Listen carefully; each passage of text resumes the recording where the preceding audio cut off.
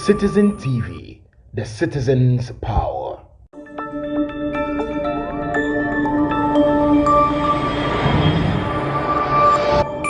Citizen TV, the citizen's power.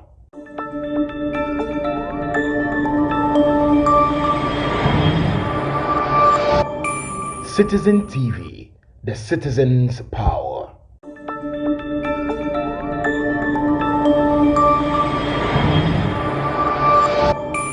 Citizen TV, the citizen's power.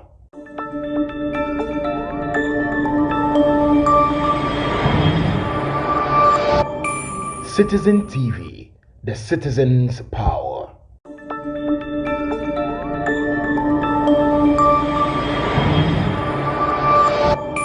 Citizen TV, the citizen's power.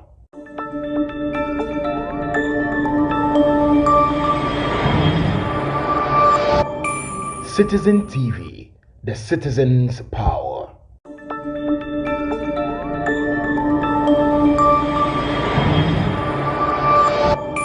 Citizen TV, the citizen's power.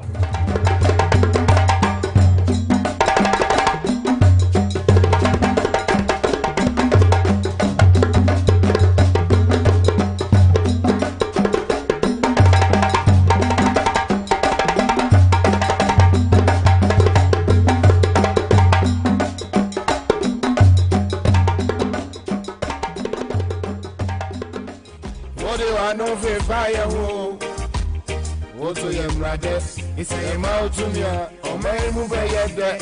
Yabra Bobie, Lenuka, no, I am Pabe. If you are pro, Yamaya Pabe. Papa was the council, he made the hell of a dear six and one Brian Bonya. A member of Bonyas in Contompony. You move it and boy, I say, Coco. One hour back assembly of shower from Muma.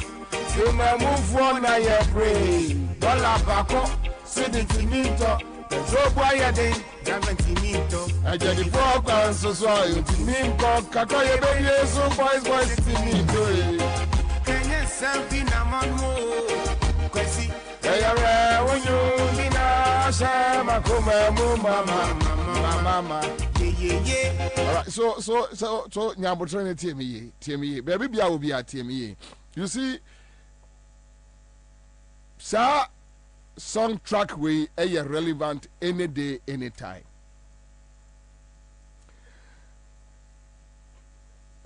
The current situation we find ourselves in, me Bobie Ansah, me GD pass ye nya ebia ye generation we betwam ya ye find ye in such a situation that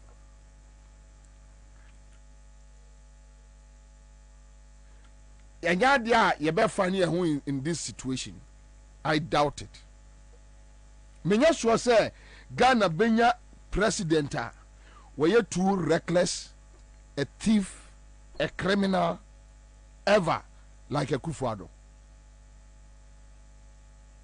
And I'm not too sure Ghana Benya a vice president who is a dumb, clueless, blockhead. And a trickster than Baumia ensu Ghana brabo muda. Maybe not in our generation yebeko. Metra me catch now say enye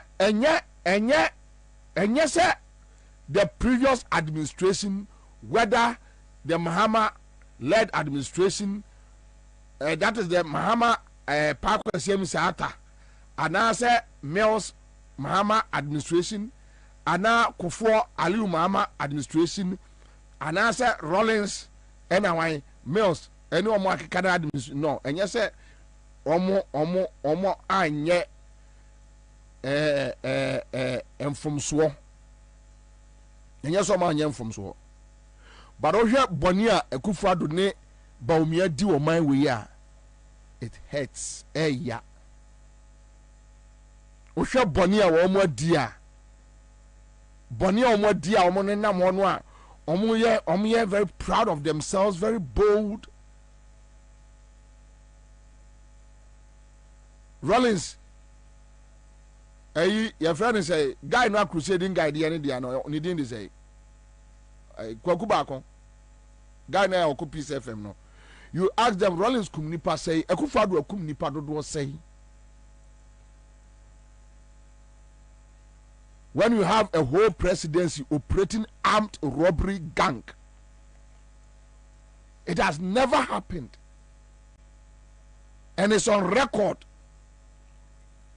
And see on my way, Abakose Muda, a whole president running armed robbery gang. Turning national security into an armed robbery wing. Murder, the same person operating a murder squad.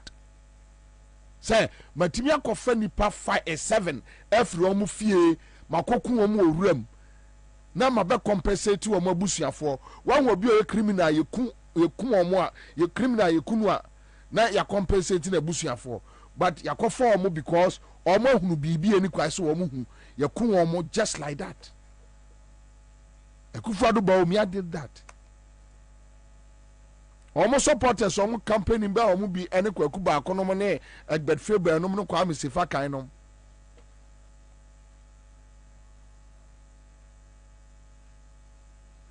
Me nim say me I don't think say Yebenya president be our say me ma fa 10.5 million Ghana cedis over millions of dollars me dia ko furu wie mu sen ni abusa defense minister ewo parliament no aka kire wo say o pese odware baby flight o use no ntimi endware wo mu.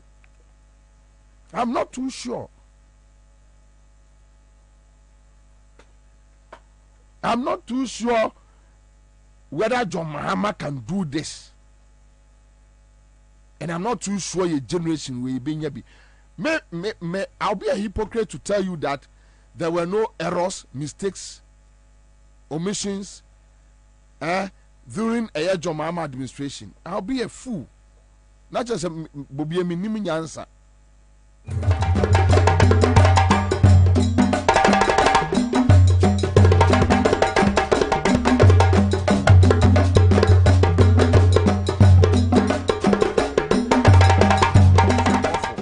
But me way a scale no at least baku ye nipa baku ya aboa.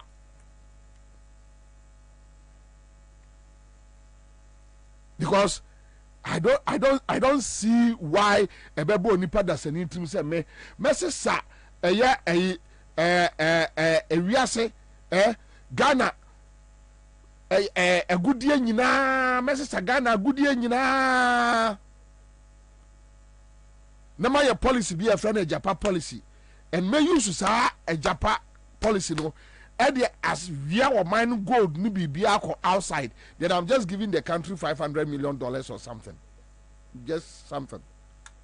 Minim the entia esa wo yes a adentina Haji Yakubu ubusa say me se me kire the entia uhunu wo mo amese wo mo yankwasiafo a esa ohunu se nkwasiafo na eba ne say these are the people eyo mo nante Ghana ka kire ye say under democracy yentimi trial yentimi ma criminal trial for speaking your mind or for defamation led by Akufo-Addo.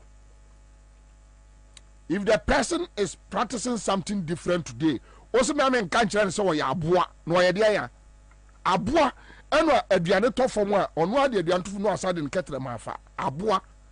Go and tell them me na me ka kire Kwakuba kono ne their likes san kwasiafo no me na me ka kire omo.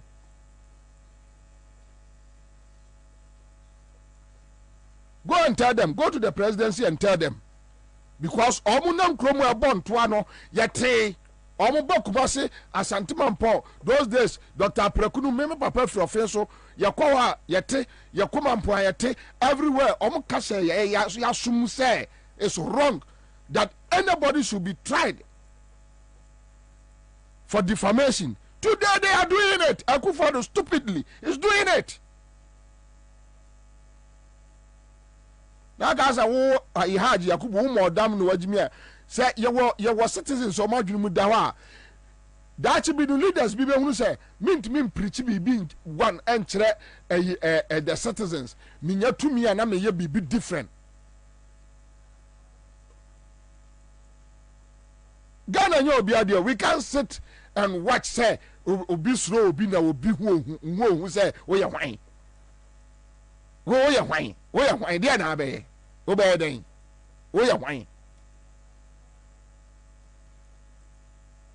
Today let them come out and tell us say no sa practice way enya the papa they should organize a friend say Satan no mo ye town hall meetings Obama ne said the Rollins any NDC enye. They should do it today they should come out and do it today because today they are not the victims, so it's okay to them. Yeah, nyom na victims nti omo no yes story na ye obi chi omo tumu a wrong, obi yes story na chi no tumu a ye no ye bad journalism. Also omo agimi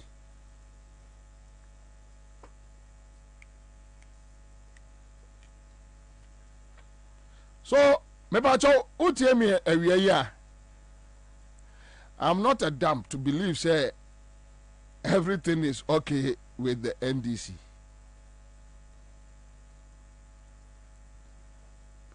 Me wo gidie wo me mu say NDC will not run the country down like how Akufo-Addo will do a man with Bonnie and your man Crawford we are no Debbie. When you take figures, check Mills Mahama 8 years figures. That's what me shenya me anim say Akufo-Addo ne ba umi ayade a wabodam. Go and take projects. May I know tall under a wadako yenyina yenim the Mills administration the way almost peja tall and now Akufo-Addo say tall ho akwa commission private refinery company matise sa private refinery company nkura no almost as here to a contaminated a friend say fuel egu system no mu. That's what I've heard.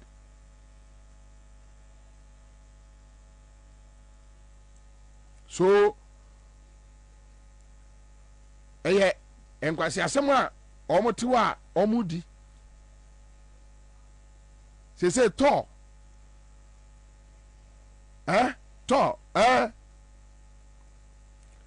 Mancha, I remember in Rollins time buying jacuzzi for Nanajma Rollins was a news in this country. Yes.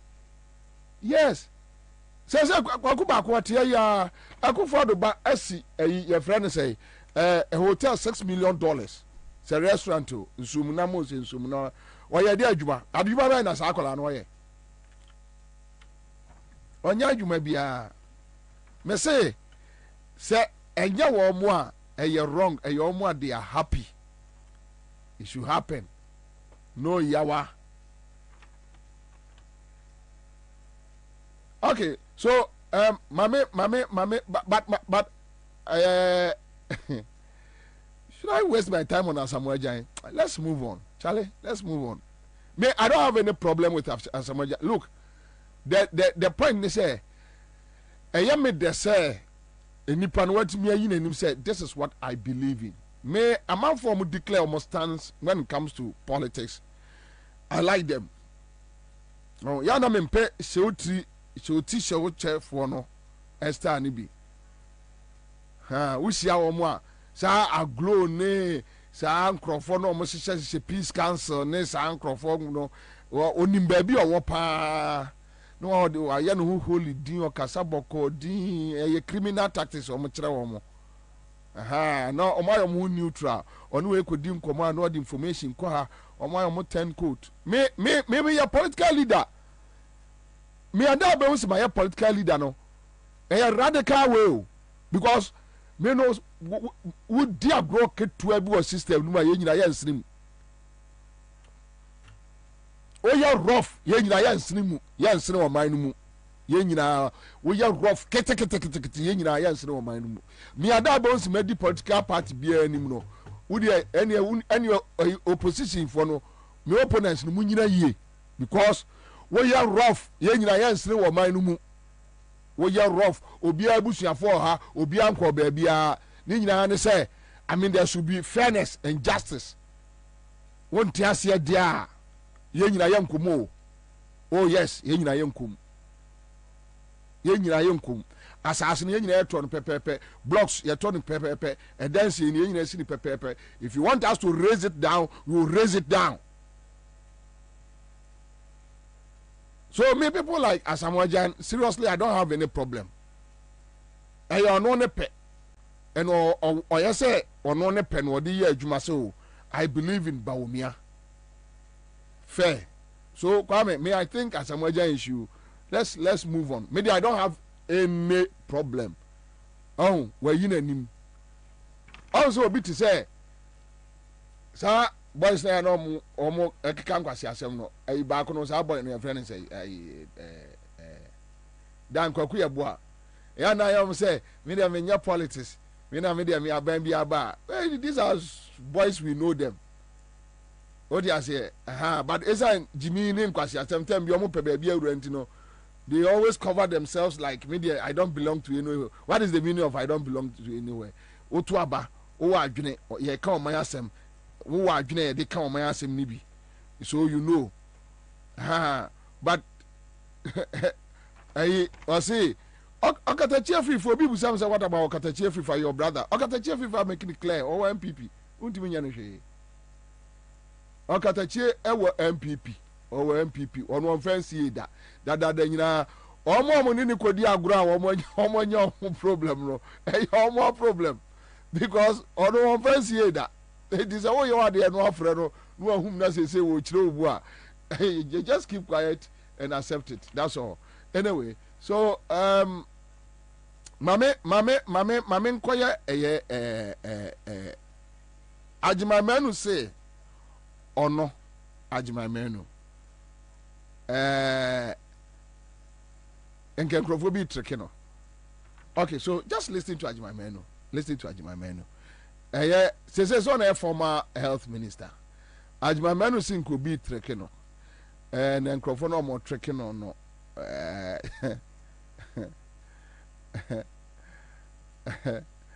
Ajimamenu.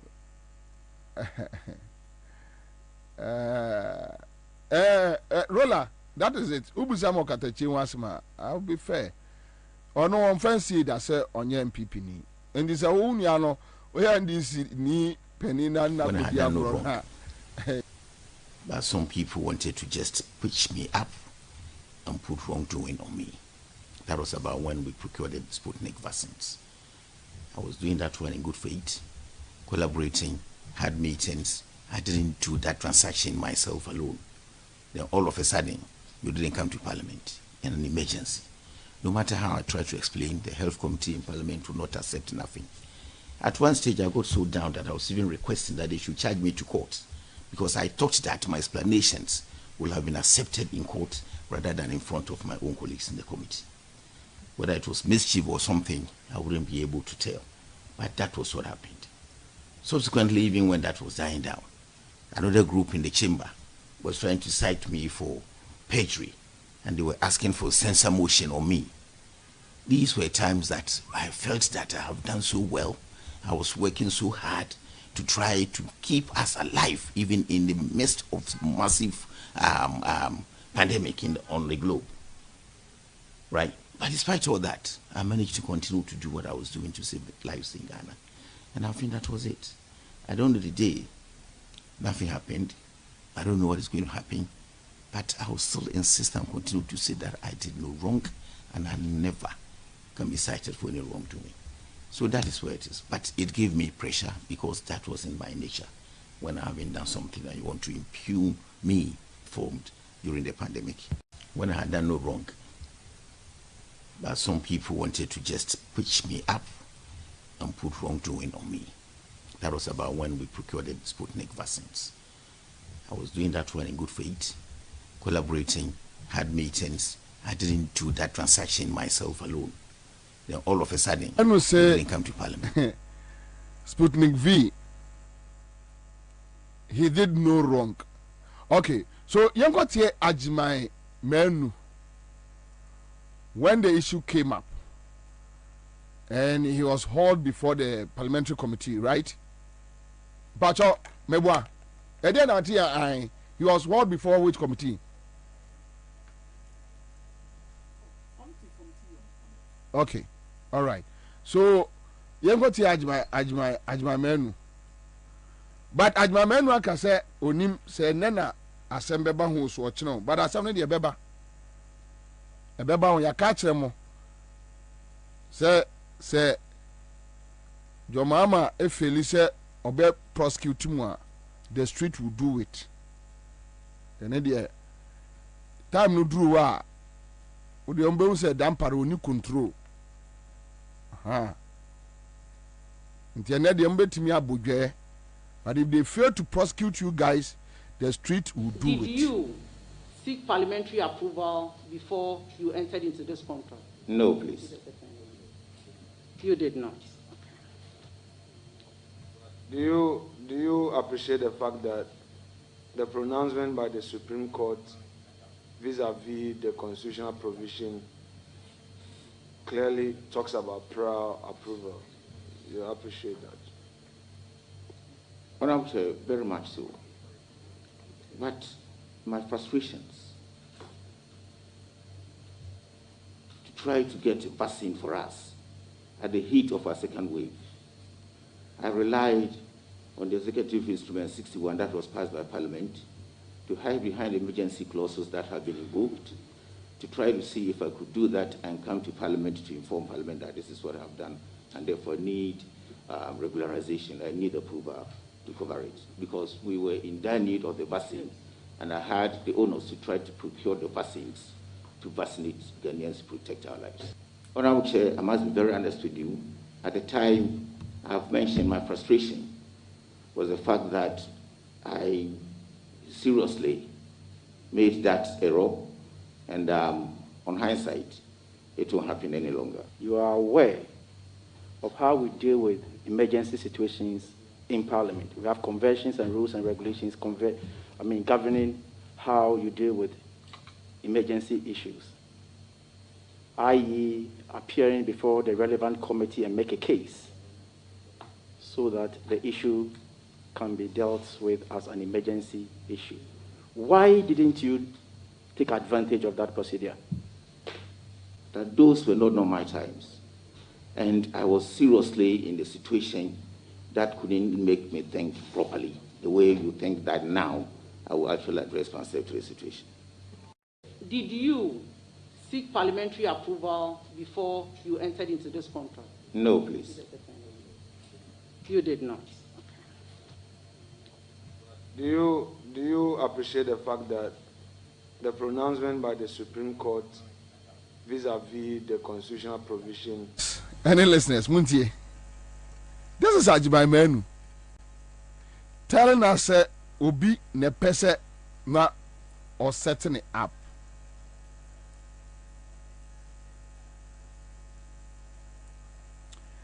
Fema Edi Court was say pre-approval is pre-approval. That is it. Period. Honorable, you have to take the fall for that. Ajimai Menu no Ajiatum previously say what he did, he erred. He erred. Ajimai Menu, ade we na he de ba twa ase akogina court no. Ebe ya monwanwa. Anyway, mamene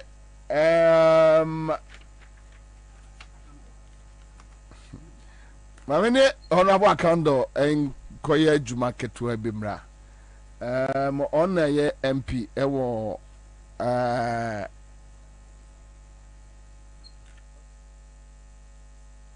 on ye MP Odwaboso. Honorable Akwaba, Hello. Pacho, I want to kakra. Hello.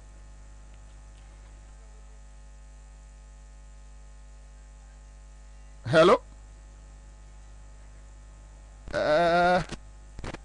Pacho,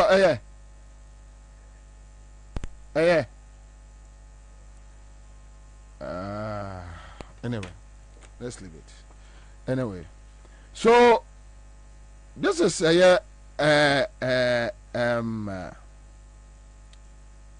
Ajimamenu Ajia tum se ade na krono no anko okobo no se so obo you sa krono no wan siki parliament approval, and he accept the fact that he erred. Ajimamenu ene o kofie no was say wono no why ready scratch and fan court na court ne betimi adi sa asem no Grovoi Allah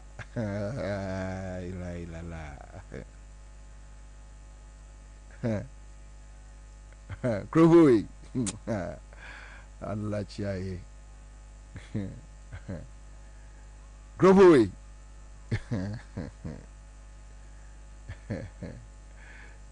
I think it's okay. See, to me, it's okay. Anyway, mame, and transmit your pick here, honorable Mintakando MP for job also for the last time. Hello. Okay. I think he's not on. All right. Anyway. Young what ye the Akufo-Addo kai that time oko Ajimamenu krom infa say brekum oko Ajimamenu krom and young what ye asema Akufo-Addo kai about this matter. Papa. Minister of Health, Papa.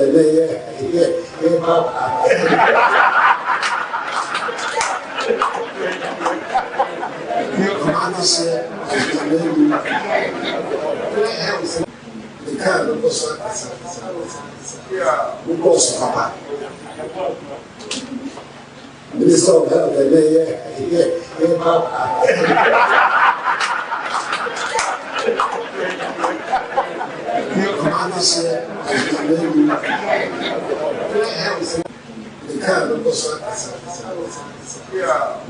Papa. Minister of Health,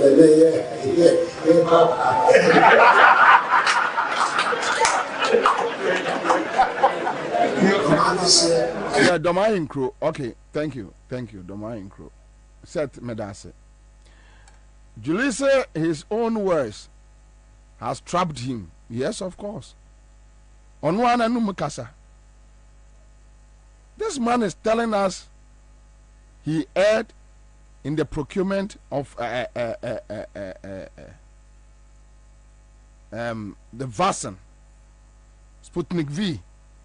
Then this same person, okay, so let me try Honorable Akando for the last time. Honorable. Yeah, Bobie. Okay, it's better. Facha, yeah, issues kakra with no telephone lines now. Facha, where they straight Honorable. Quick one, unya penny Ajiman menu are raising issues about how the colleagues, our name parliament, wanted to set him up.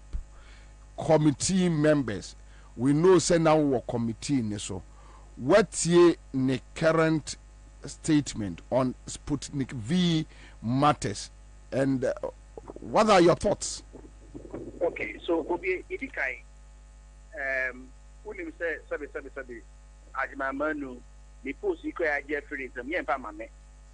Until no, as a person, no many any problem. Maybe a ranking member on the committee, and I may make you must send me pata. Any problem be just like I've already said. But you must and I may. I'm say if you are wide my menu na person catch na ontumi nka e dia sa oni no mo di yembra na oye minister no na obi foforo na se na kia odi sa abon ne na oni ho piem na on set any pana achi no obeso body pony di nche I think he must go ahead because enye yankwa as a committee and now say NDC for the city on the matter they constitute a committee you know inside the report called the plenary the floor of the house I'm at the whole parliament of NDC MPP we accepted the report unanimously so Ghana higher one and yet banana republic so we get the man a year you know my and the man say that who get any international transaction we have approval of parliament why yes sir what umraso do you make us 1 year she approve what international transaction one parliament yeah but what you say yeah what you mean can't say because a emergency situation again the Malaya the year to money Malaya a year to our parliament in Irano and the state procedure and processes for a emergency situation. Yet also be Papa Yimuya trying at the country and say, on Chia Ticabia ma 2. Yako Muko Mushe Muri, you know. Yakopa and say, what Chia Ticati be a gamma Akma 2. And also know, we have an idea. So, into social someone now. And Sambia, Opian will be to me a protector. And someone, and Fanaquan, are both NDC MPP for in the get to Musa and Papa, no. Why, so which means more final report on Enyema or no? Yes, it's a property of the house on record. And committee report, you debate online, Google, YouTube, being in our home. And he accept and on one casa accept a report no mu put it together. Bobie, we were to Papa ya and you way but him catch young puncher on a man on G. Yeah, my kaipa, my bote procrasis here. You know, me who but your feedback. Oh, let me get them in the say. The sea and what would say. Nima bia na nsem bia na ontumi nka be oye minister no nti oye minister dim nti wo bi wo ya mebo di yam na me ye that is mementi ase no e bia no fi say oh okay Bobie Ansah me wo na me ye minister no na wo ye ta de we share me a abra na me ntumi nka ho hwe e na de menye minister dim nti wo di agro ameka e bia na obi e friend Gabi out baby na Gabi man ko ye na no fi. So these are some of the things me anticipate and answer the three say officer but you must go straight to the point. Because the oye them fanakwem and you see what and I make a new video no. Okay. A crime has no expiry date. Ya catch say young book COVID-19 no almost 8 to 10 months down the lane. Ya the chairman of the committee said, unfair meeting, until now, until the NRA army raised on the floor of the house, 50 back crying coin. Honorable, meba honorable, Mr. What a year committee more better COVID-19 expenditure no 18 metronka, and I say for how long ni Munko meeting that? Yeah, for almost 8 to 10 months. The first meeting and you draw the road map for the execution of the mandate of the committee. A free home, me and Kasa personally, then sending reminders saying it's over 5 times. Why not chairman? Nana, you are free. The Omo, you know, as new health minister, no? Oh, okay. Baumia committee in sumum. Sorry. Baumia committee in so. Baumia committee is already then. Oka Omo extra manifesto about health health committee no. Yeah. Up to now, me know Katay, they are raising the shoe on the floor of the house and draw the Kata at this minute. Your friend meet me say, Yam Brandy and Yam From, most of them from Katamra, and I say, will be happy before the Kusan. Yes, Sputnik, the no. I didn't hear. Tell us why. You don't want to hear the why. Because you because you see, I'm willing to say the COVID-19 probe last year, NPP are good in this country. They know. Because road near too much. If you are on COVID-19 probe and just like we did Sputnik now, NPP are good, trust me. Trust me. And then Honorable Unima Ghana for him. Tell us. They say some of the sources of funding of COVID-19, even in the Auditor General's report, they are disclosing. I call them pass so much kids can or would in almost when you have a year. If you go to the Bunga half of the Buno half of idea enclave now, Sika Mukama say young fire and comma one more workers are. I'm going to COVID no. But who could go ahead? Scanifying. Okay, yeah, no, no, MTN, Momo message. Momo alert. Momo alert. Say, Yama Bosia, Ebia, 800. 800, they are recording the book, say 1,000 Ghana cedis. But what we see. Wow. Wow. On this particular matter, MPP are good. So they are making every effort to say, we don't get back. And they know, sir, one day. Will be... One day.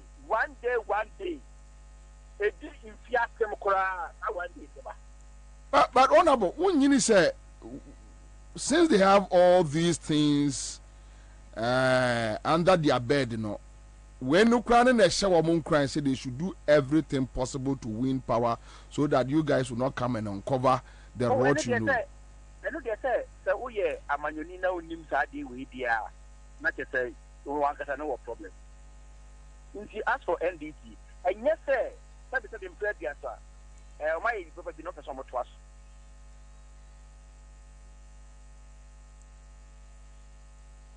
I see.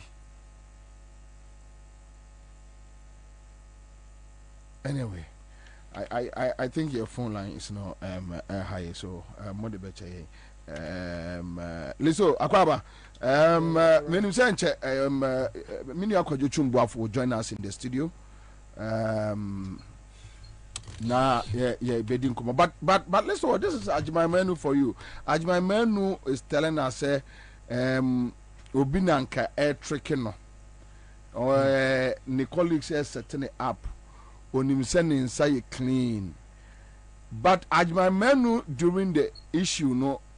Before the committee accepted that yes, he has erred, yes, he refused to get parliamentary approval, which is criminal, and all that.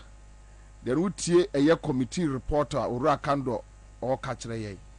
Then issues about a year COVID, 8 to 10 months, bra, wunye minye, na ye puti nneɛma together na yɛmfa nkontabu nkɔkyerɛ Ghana for sɛ mo COVID sika no adeɛ a yɛde yɛ nie 8 to 10 months now, no meeting, they are not forthcoming, and it seems like the rot is so huge.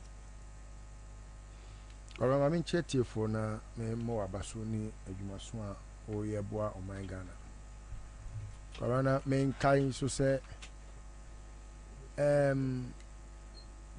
unim say and yet ne kanini. Yeah, this is not the first time Omati committee no any meeting. Now I will remind you of a committee Omote ya na a year in respect of PDS. Corona PDS no almost Omati committee. Even members of the committee were not known to the public. PDS. Refi.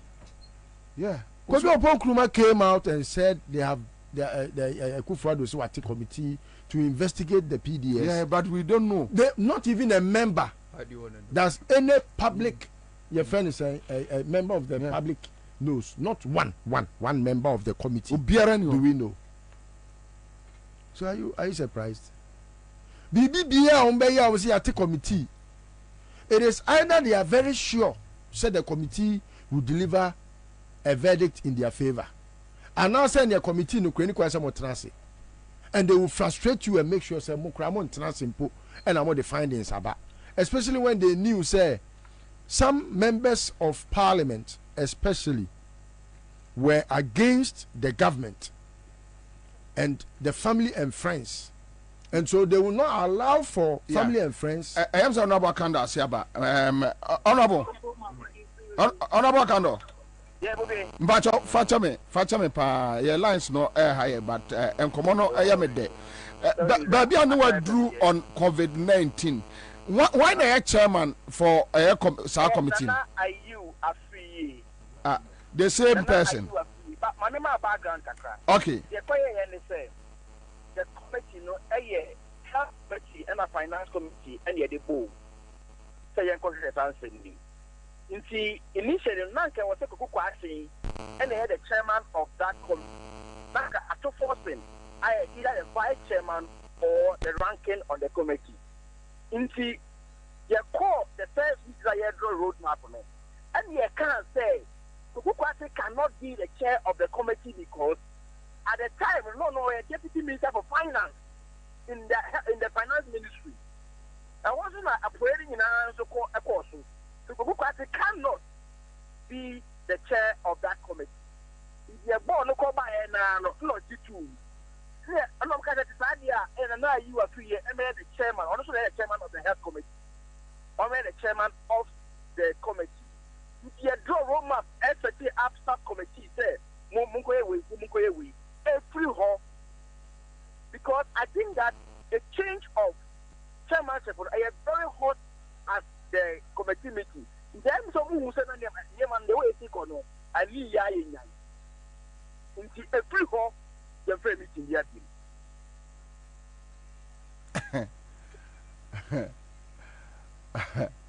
But me pacho per parliament rules yamodi ejumano. That's fantastic. That's the obvious question. Very obvious. Okay, members of parliament, the constitutive committee, not say rule. Exactly. Fantastic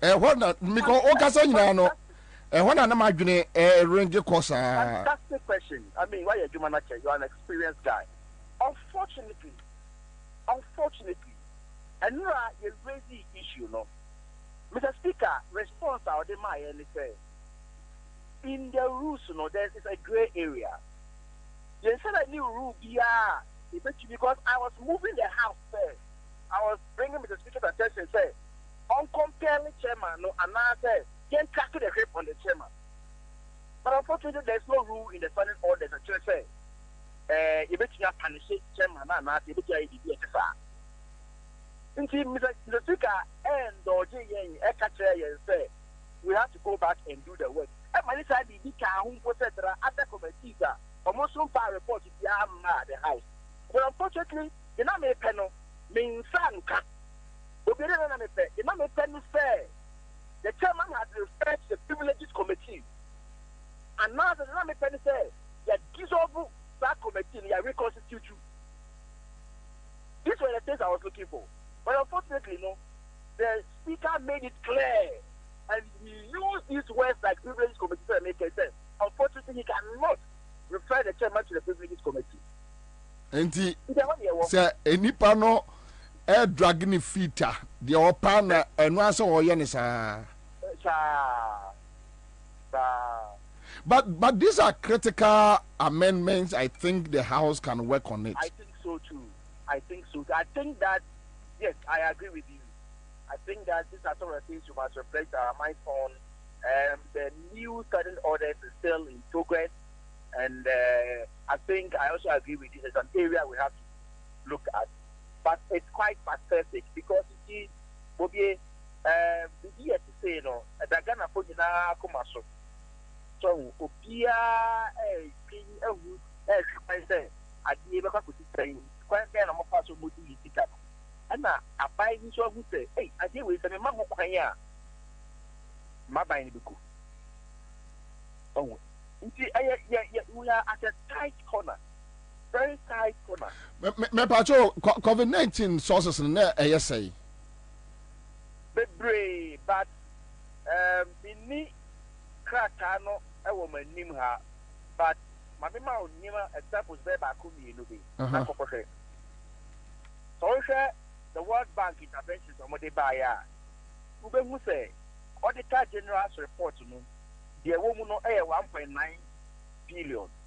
The media review budget of 2021 who say 2 something billion. Up initial discrepancy. We must reconcile the two. That is dollars and cedis.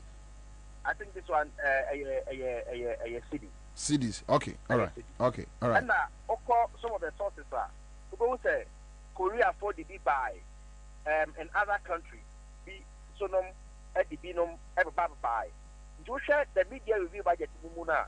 So our sources no a room, but the Okaita can Korea review Parliament on COVID-19 expenditure.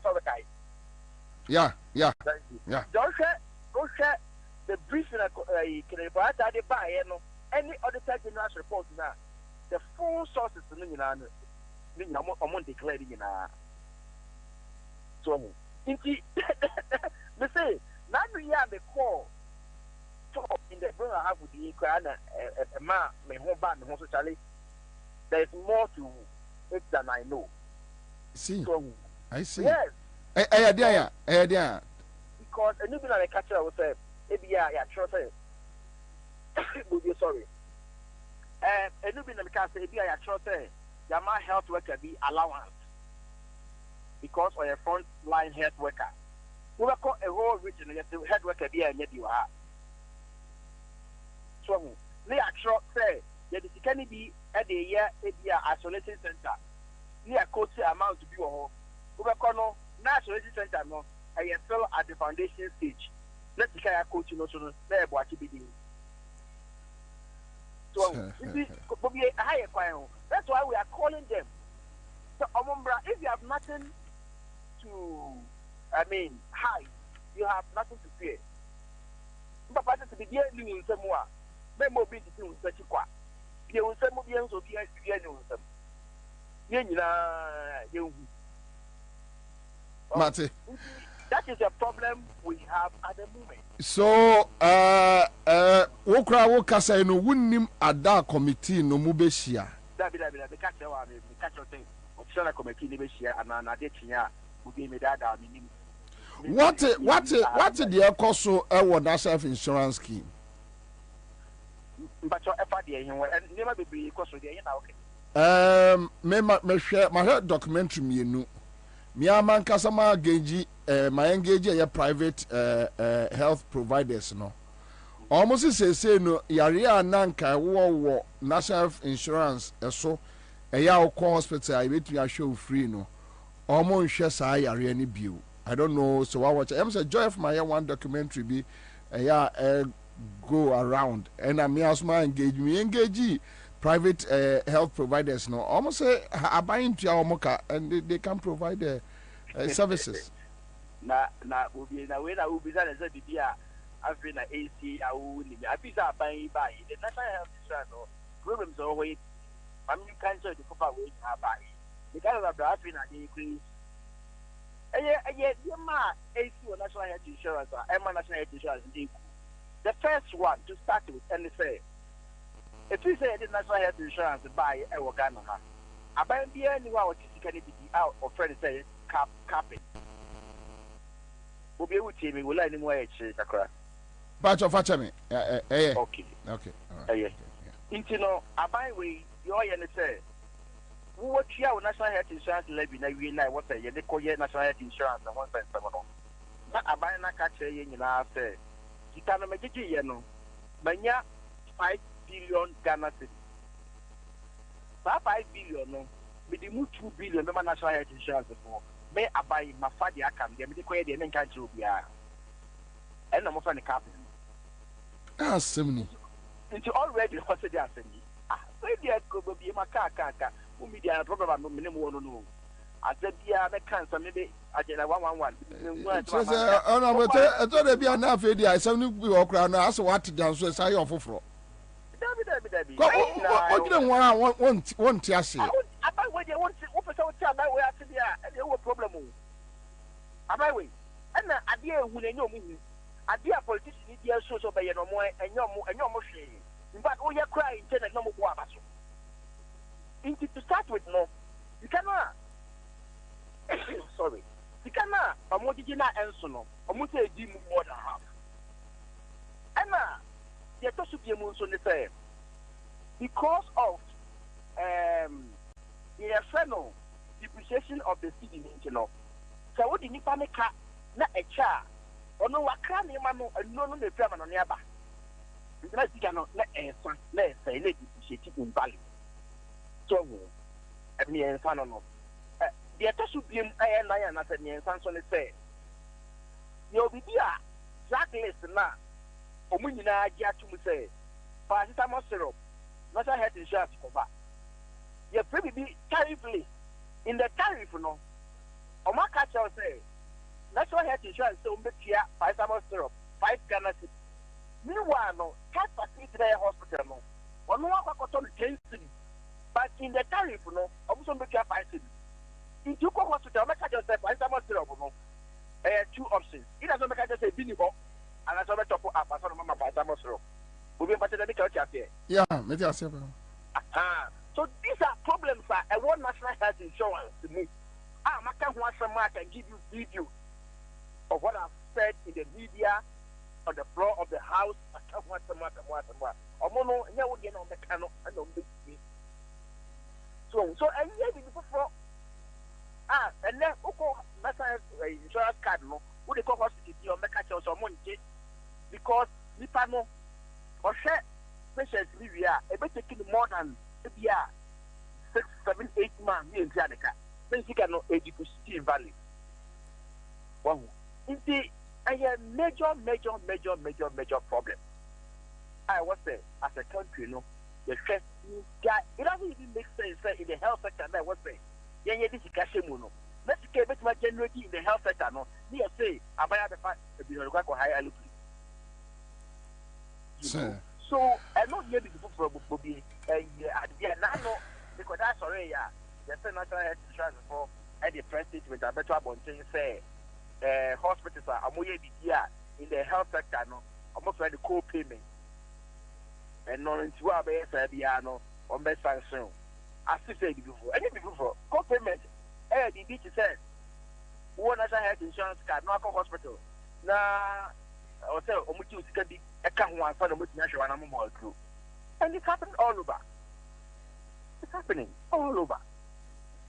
Anyway, all right, well, and again, Ansah maybe we be but no be you know. Yeah. Let me remind you, and you can't say now will be a video any ordinary tour because Sabi, I do me say in the health sector, I do not want to be vindicated because once I'm vindicated, it goes against the country.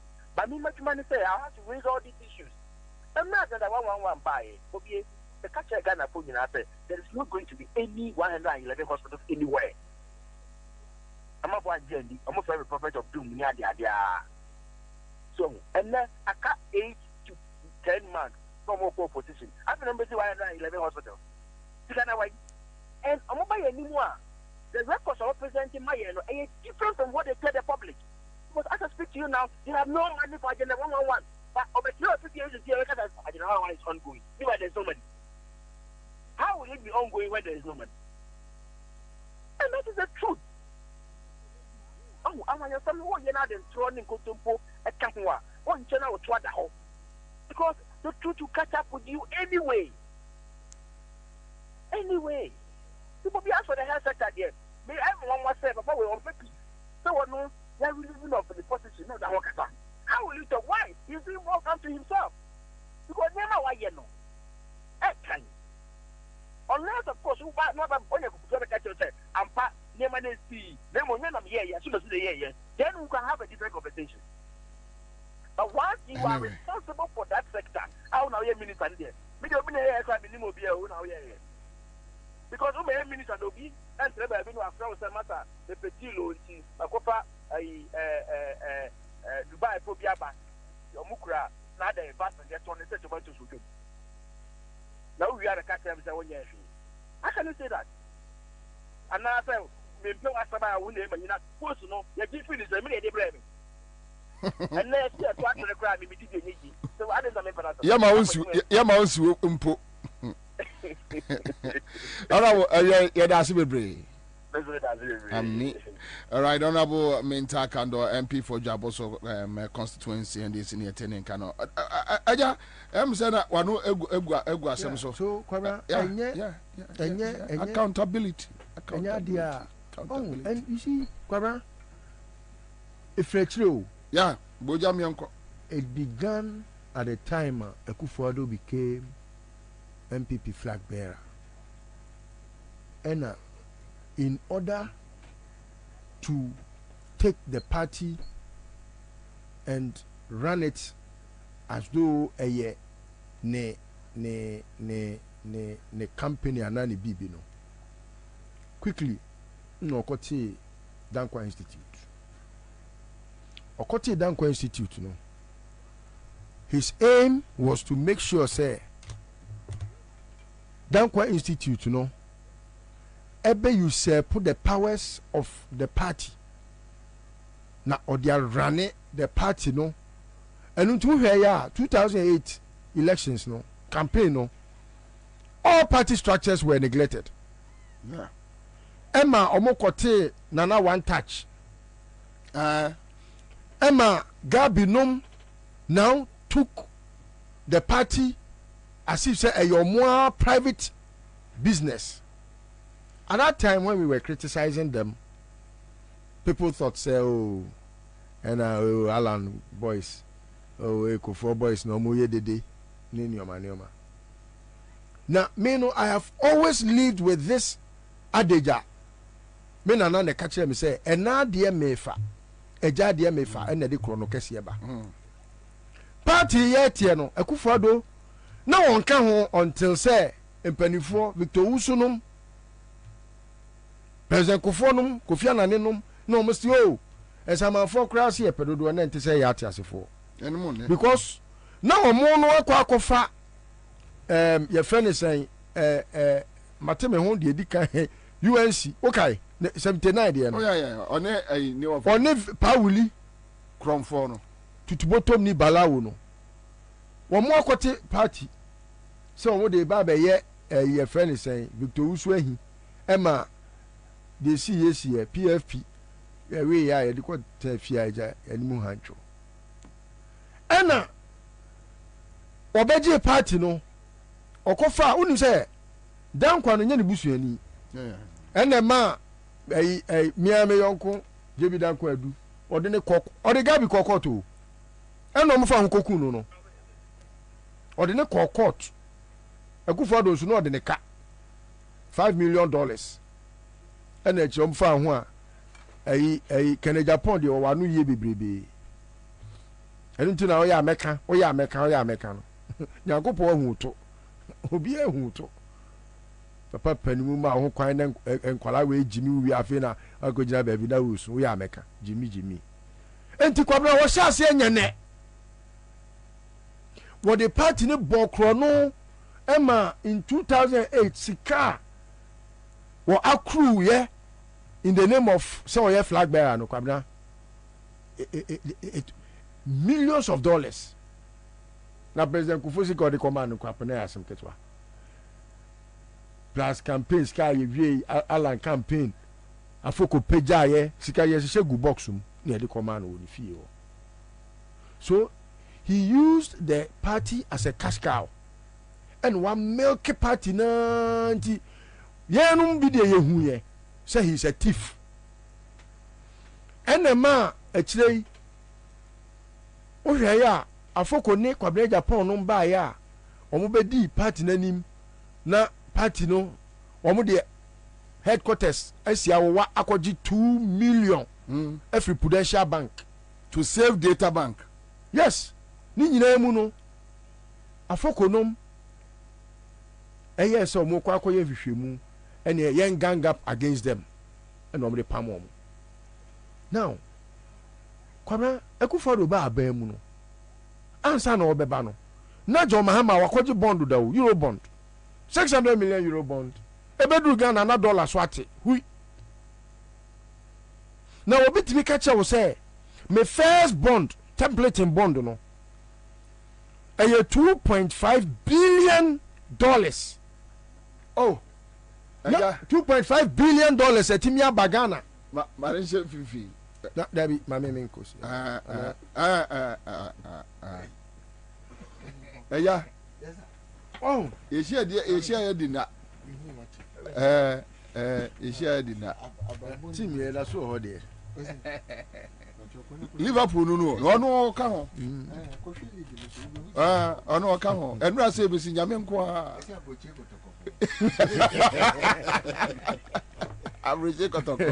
Anyway, you see, I'm just trying to get us the preamble to let us know the kind of criminals we have dealt with in the past and even in the present. What I say, share. Obi any one more obetimi enya saa akukodo na Akufo-Addo wo no, except say why practice and why harden in the criminal deeds. It is say nani bu emu ne dwa no. What the edi party ama Akufo no maka oma no atum ana ne no maka oma no atum na say mete ai friends of akodwo nka of akodwo ko na du ba bi a mete ne nka akodwo pianim ena akoye se ohun se Kumasi ye wa asem bi se ensi afisem e wa abonten afisem na enye ntumago na esi ahata Akronfo beno no. Yes. Entino aye ama akronfo okoya Kwabena obi timi frɛ me panimu no afrɛ me etire ni tire nkan ti sa bontinsu ni akronfo be now no me busa say why na ya bontinsu ni no na why ye fie ni no say ye busa say why pa na Ghana asem ne ye kapa ne ye say why na ye abontinsu ni a John Mahama wa ye goan omo na first settlers of this country omo balance na ye nyina ye ba eti why na ye bontinsu na why na ye fie ni na why so na ye fie ni eti efie ni some of these things oma yama akoye te say with impunity no Akufo-Addo nim say me koye bone krampa me wachitafo anya omo kro nka hwe because omo so mbeka masem enti say no omo ya omo adwene say kwakuma anu agima manu de no ya mutu covid ya mutu. If I tell you say they cannot account for even up to 10% of monies they have accrued over the period 2017 to data, I'm not joking. No, COVID-19 should tell you how much. They cannot even account for 10% of COVID-19 accruals. 10% of that money, they can't. So what me account for 5% and ukroma ya de pa. Confess ati be dia tionum o man vies kanina. Do you know how much he is worth now? He cannot account for want me say baby kro nya scan free. They have privatized everything state. They have privatized public funds. And yes, be a public institution keke public funds. COVID-19 a public fund. Obia Kwabena ya take COVID-19 na ya take fund. Na ya say government of Ghana abie to say obi an fa sika nkotum. Ewi ase no sika na e beto fund ni mu no. Busa say hwan na na COVID-19 procurement manager. Confiance anti be dia tuo ni Yosaf Mafo. Everything procurement na ye. Bibi bia everything procurement. Not any national procurement public procurement authority. Really? Also for my focus and to my book gu achimota haya. Na no opam. Nose mask. Abra. Yes. Entwitwaso. Na be dey. Eya tomago oka ho kofi be. Entwitwaso. Entwitwaso de na say entuma ne papa mu. Ntwakaye. We be aka akiri. Ntwakaye. But now be there to asan be there to come. Yes, on any mienu na ye. Oji contract na when e kofa ɛyɛ dɛn na Kofi ɛyɛ friend is akɔyɛ a health minister yɛ wakɔtena abɔnten a ɔtɔtɔ abɔnba park so yi ɛyɛ dɛn na afei wanya he has now found himself to speak because he was like a puppet ɛna puppeteers ne yɛ Gabi nom Kofi Asante bedi atuo ɔsafomafo hɛ wɔkɔ agyemamanu bra kɔ kasa yi na papa panimu John ti akyire na wɔ sɛ wɔde ne yere ne ne mma etwa picture ma wɔn tete aduane hyɛ na no yɛ ka sɛ oh dada yɛ ɛyi baby careful o ti aseɛ anyway and frontier for betena again ɛyɛ fɛn sɛ yɛ port ɛgyegye scan was he not the same person who said say oni ho hwɛ look Kwabena make us a criminal syndicate of family and friends are it's not a joke oh. They have ripped us off. More than 90% of monies they have accrued in our names are with them in their homes, in their pockets. Some of the monies they try to want to take it away. Ne ya jenwo ekwem. Ya be disca ko UK ni ajeno. Scotland ya ko tie ni komo. And so they are bent on making sure say they will retain power. And you know me who send this for no man ke kan ya na ya mu bi no ya di jane ba because say ya nyi to me afin kofo we musema Ghana is dead. But quick one answer na me ne ora kojetumbuafo be di enkomo no ehonto this is the situation at hand. Say ade no baby adu na eka na yayo eka no yayo no nyina ne say Sputnik V issue no hange, COVID issue hange. Utie wonu abema 8 to 10 months the committee kura mo mpese wo be hia wa asem no so. And Akando is worried. Omo ni any rules engagement ya omo de betwe eye chairman ayu na eye chairman se be ma brane entrance obi anfa documents mra ni embobobo. So it seems like they are just running away from accountability. PDS committee is said the list of kind yenim nkrofo kromo ye committee members. As we speak, there are various issues. Sisi kura no omo ntumi investigate. When you say PDS no, senye Nancy Pelosi ne ba Ghana ha.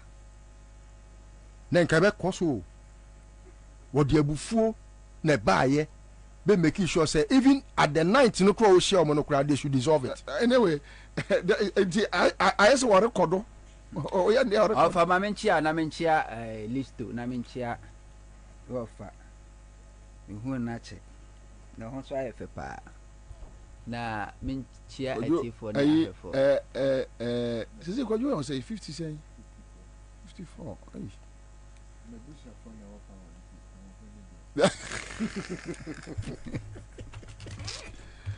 oh sisi no yegusu ye wiade mugusu wia mu wiade sisi na koyese sebi Mr. Emeka akoye se tiafika nita pai okoyem kanike was obitu time nemo di obetu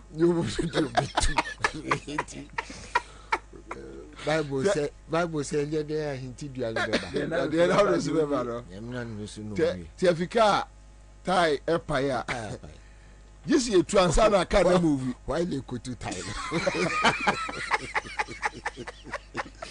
It's a great question. You over true.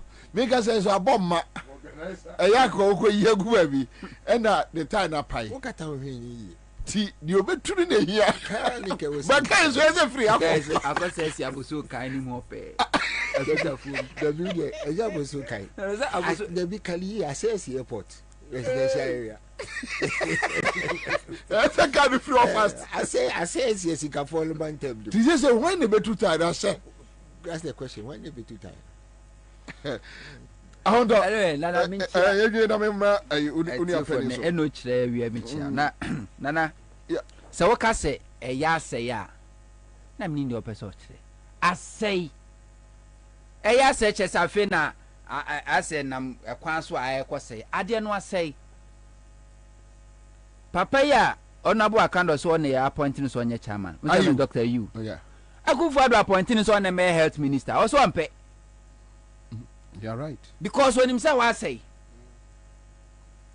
Nanka ya and now accept say or no be manifesto committee member or no be say health dan say obekwa ye minister yeah ade amaba omi na ohun say eno animonyam wom sine say obeye minister and akufuado to reject ye tenya kwakuku atenkwa na reject ye ono so reject ye minister no so mpe okobo de eja ono sara adwene say leje kuku obetimi asa ba biem ti no ope bibi no de apeja nso ede ne abena yikudi na chiko na chibeka fo nana we were kwaku agima manu ibi anka first time abodam ni abaye minister e wo Ghana e kwaku agima manu oh how I want to say Sputnik V na adwi what twensi so abodam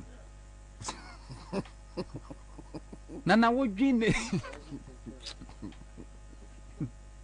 udwine siso a abodam mo jamba tutu abo akopa akreso no ena omo hwe adwin ya de mu se omo hwe adwin mu ya de se wi nipa edu bia ba kwa abodam na dambo no nye obi a wati asi dwom nko a ana wadwa no ho dabi abodam na se kwakwa adwuma manu mo odam a Rich Hospital Mahama siye e commission ye e de plaque bo ho okotu firi ho e do no ni din ko bo ho o madam hospital ye sie wi ya commission ye adwuma ye sare commission bi abodam na die ntia o sinke o ne no hwe anim sie de ne be court no na o hwe anim se ye de ne be kwani akra ni sesi a sharp na say ne ho ato nti wono kra no anya smart na o se nko fa akiri kra pa nkropo bi hwe o machi na nka o petition shiraje ne akra no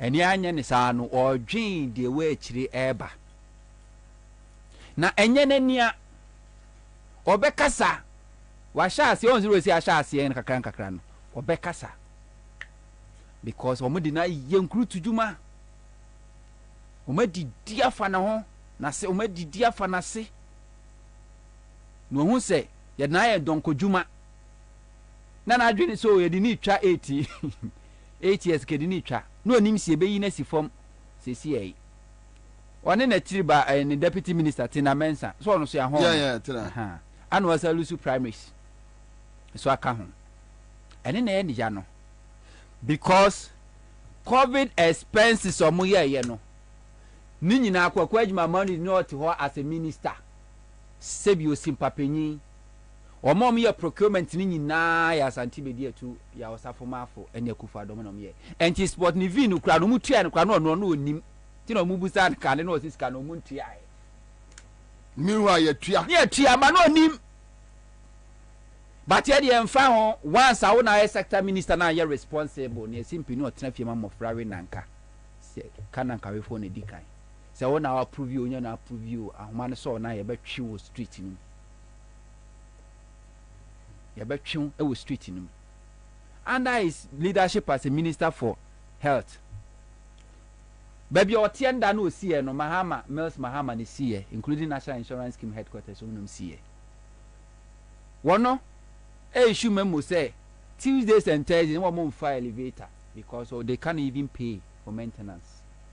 When they issue memo last year said ne government health institutions so more electricity in water. The next what say Accra Academy akutwa mo light mu a secondary school say what Ghana ya bind there they cap 45 million Ghana cedis electricity bill. It tells you say at the na say and you say I say na mo bekasa entene Akufo-Addo amamu no ono ankasa watena osinka reshuffle kra wonye no the ministers kra are not even proud. First time ayate say yema obi a ministerial position e wono ankasa na bam no osemempe momfa mempe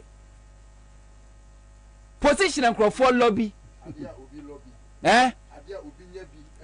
Eko ho na sia sorry. Oko boy.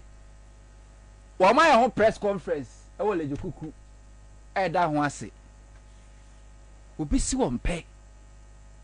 Because I say enye say I say so ajima men kroya issue no eye Sputnik V Ajimamenu Korea a COVID issues onwa. Ajimamenu Korea airport a friend say frontiers onwa. Ajimamenu Korea a friend say la General Hospital onwa. Hey Ajimamenu of I may say. She say Ajimamenu nyaya ko be sire awurade so ntwa ne nkwana so.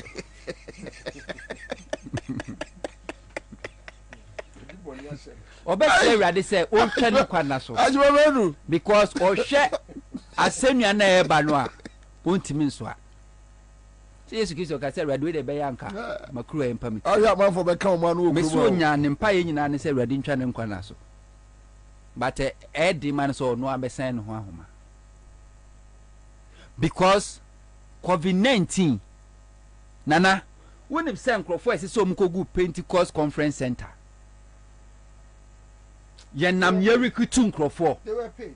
ye recruit nkrofo ni etu omoka enti wo agent no ono no won commission enti nkrofo dem kogo na mo nyare o no obia enyare ye recruit nkrofo ene do mkogu ho Kwabena kan just be amazing.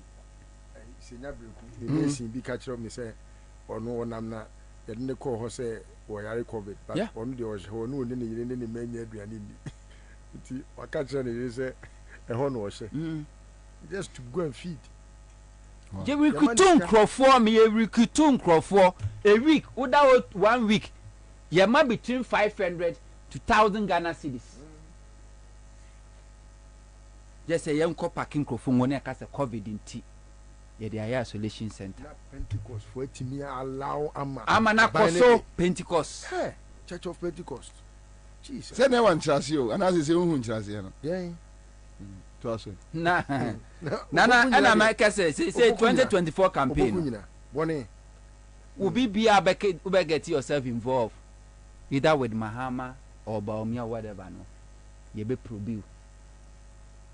But ne say last week ana na tell na yaka GF asem. And I make say we shouldn't be allow ourselves to be fooled. Because demonstration omo here no it goes beyond Ghana football. And crofo chase omo political agenda ewo ho. Nyanko padaruma asamoja nyene ne ni DAP.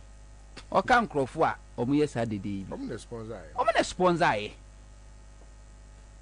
Ene ni DAP. Ye you know. Na me de say hwe ade anyankopon aye mensa wota be chiri mahama professor Mercy Mahama government 8 years ya nye national event bia ma si afra asofo abase mensa wota be wansi ase da wo chiri wo mo nanso ni nyina mu Mahama ne sunipa minwu bi da mensa wota be osofo ye unconscious awowu so afere odi ko si isuanaba frey wankase eyeme sofo wo se mensa wotabe Mahama oso mo nkofa no na isuanaba edi adanse mensa wotabe krant mi enya akukuduro ameda sinsu nyankopon se wo ya ade ma mpu na wanna nasia uye boni aye mensa wotabe amanyo 70 mi kura mameka how kind Mahama eye de man no cause he hate Mahama. Oh, the truth of the matter is that after President Mahama, NDC don't deserve any leader as Mahama Bill. Dabi. The Mahama you are trying to reach is not available. President Mahama bet me no bonsam. Atun said the other keteba akoso. Please try later. Did you hear what you said? The Mahama number you are calling cannot be reached. Please try again later. The mere first so you see the name mensa with about you wasn't kaka. No. See, can $10 be 10 cedis. I nkom sha no ba wi ase so for nkom sha wa share ba no. Nko go for na ba na ebeto ni bank. No say NDC what power no. No say economy ni nya hia nyansa fo mu man. Also, managing a bank cry is not a big deal. It's not rocket science. Yeah. Where the money is coming from and where the money is going to. The MPP Baba, less than 2 years, he knew where the money came from, but he never saw where the money went. The managing director, Ansah. Otrim. Ansah afuom ya. Eya ye command in coin. So or double frel. Na Asamoah long one. Asamoah Hey, so blasters. 25. And make it sure. Asamoah is so black stars. And make it sure say NDC Mahama government are unpopular because na him say adia na United Ghana. We politics in the TT and tem. Ghana football ni nyina so den blasters. Asamoah ye do beye bia. When Edwin Nilante Vanderpoy, the then Minister for Youth and Sports, Ekas blasters or more winning bonuses no as Rodo and Tenya Wajuma. Asamoah kwesi nyantachi. Sida omo incite blasters players against the government. MP before ba mu sa ade no eye Nilante Vanderpoy no propose ya e kofa ntokwa bae no. Omo gi say scan to mu omo anmowa e wo ho. The same Asamoah na no kana no mu asem. Say Castro atrenchem ni see no. President Mahama mom the helicopter mako saying 10. And no mo de hwehwe Castro. Mahama so nipa de. Nyame anu nukure ni na me mpebu omi fie. Nipa o de bone chesa no me mpebu omi fie. Aha me mpebi sa. It's good, but Me pen down for me pen lifestyle but me pay bi wo me fie. The time me pay bi wo me fie ni say me fie, you do me I do you man no go best. We hear me and my you be. Utia me na so abetia wo na so bi. Yes. Ye wo anyankopon ko bu ya ten osro ono ano no. Politically we am bonya me you be. All right. Entinana eye kramai mojamba. Dabi. Utia me na so me make sure say metia na so ama omore atu next time utia for ma behwe wo yi entinya se asei na nyankopon adaruma ne wo identify sankrofo ni nyina agent a na omo hihye esumase a na ehu enkofo yi MPP so omunya MPP eno mu nyina yi o manim to mu nyina ekwa adaka me nanum me na bi ejapo eno o say so obi ye kwase a the only way to solve the question and say also your question. That is it. Political communication. We move good, bad, and they're ugly. You will be on nyansa sim. We be on nyansa epe, and we be nyansa or form. We be on nyansa or form. No communicate to him. What the no nyansa ni na kan nyansa sema on tiasie. Ti se oni abronya ba be communication. Now kuturu for kakanyansa sema no wo adwen decode nyansa. Musigata mu di na temu wi a no abakonkon so say e de ne de kwasia adru kwasia. Thank you. I'll come back. Greenfield Scientific Herbal Clinic the Bright Soldier capsules, Bright Garlic Plus capsules. Abba onsamabu na do ni akire Greenfield Scientific Herbal Clinic. Osimen kan kire say Omaimu Little George Health Shop Ewatema Committee 2. Rich Jones Pharmacy Benya B Kens Walk Heba Benya B Amam from Simone Heba Nana Heba Amasaman the post office Ubenya B Eddie a free one Top Choco we are what menka Top Choco Top Choco chocolate spread ya the fat brudomu say unya enyi bi anu ajibi nkoda ne pepa na no so ade ai afei wom the Top Choco 3-in-1 chocolate drink ena aba. Yes, you say Ghana for Ajiatum papa. Was it from 0243 033. Okay, so in the studio we have a Ora Kojo Chum Buafo, former CEO Ghana Free Zones Board. As I say, authority anyway. You share ye did not. I didn't fear. Oria, I think Japa. Oh, I think I'm making a say. Afe samre no na midiwachi ayeku obi fie yenya botre ya tenemu 7 years okay e fie say giti ena me ka cho say chefika no ne ta pai na akadi obetu yenya botre de ekosu nyina aye hui eye nyankopon hihye ekufu adwa mba power yeah anka ye hu da se ensema Bobie meni wo some people na ye kan de bia la ye bogana for kokose o muhwe ni yie because e de how be bre wo no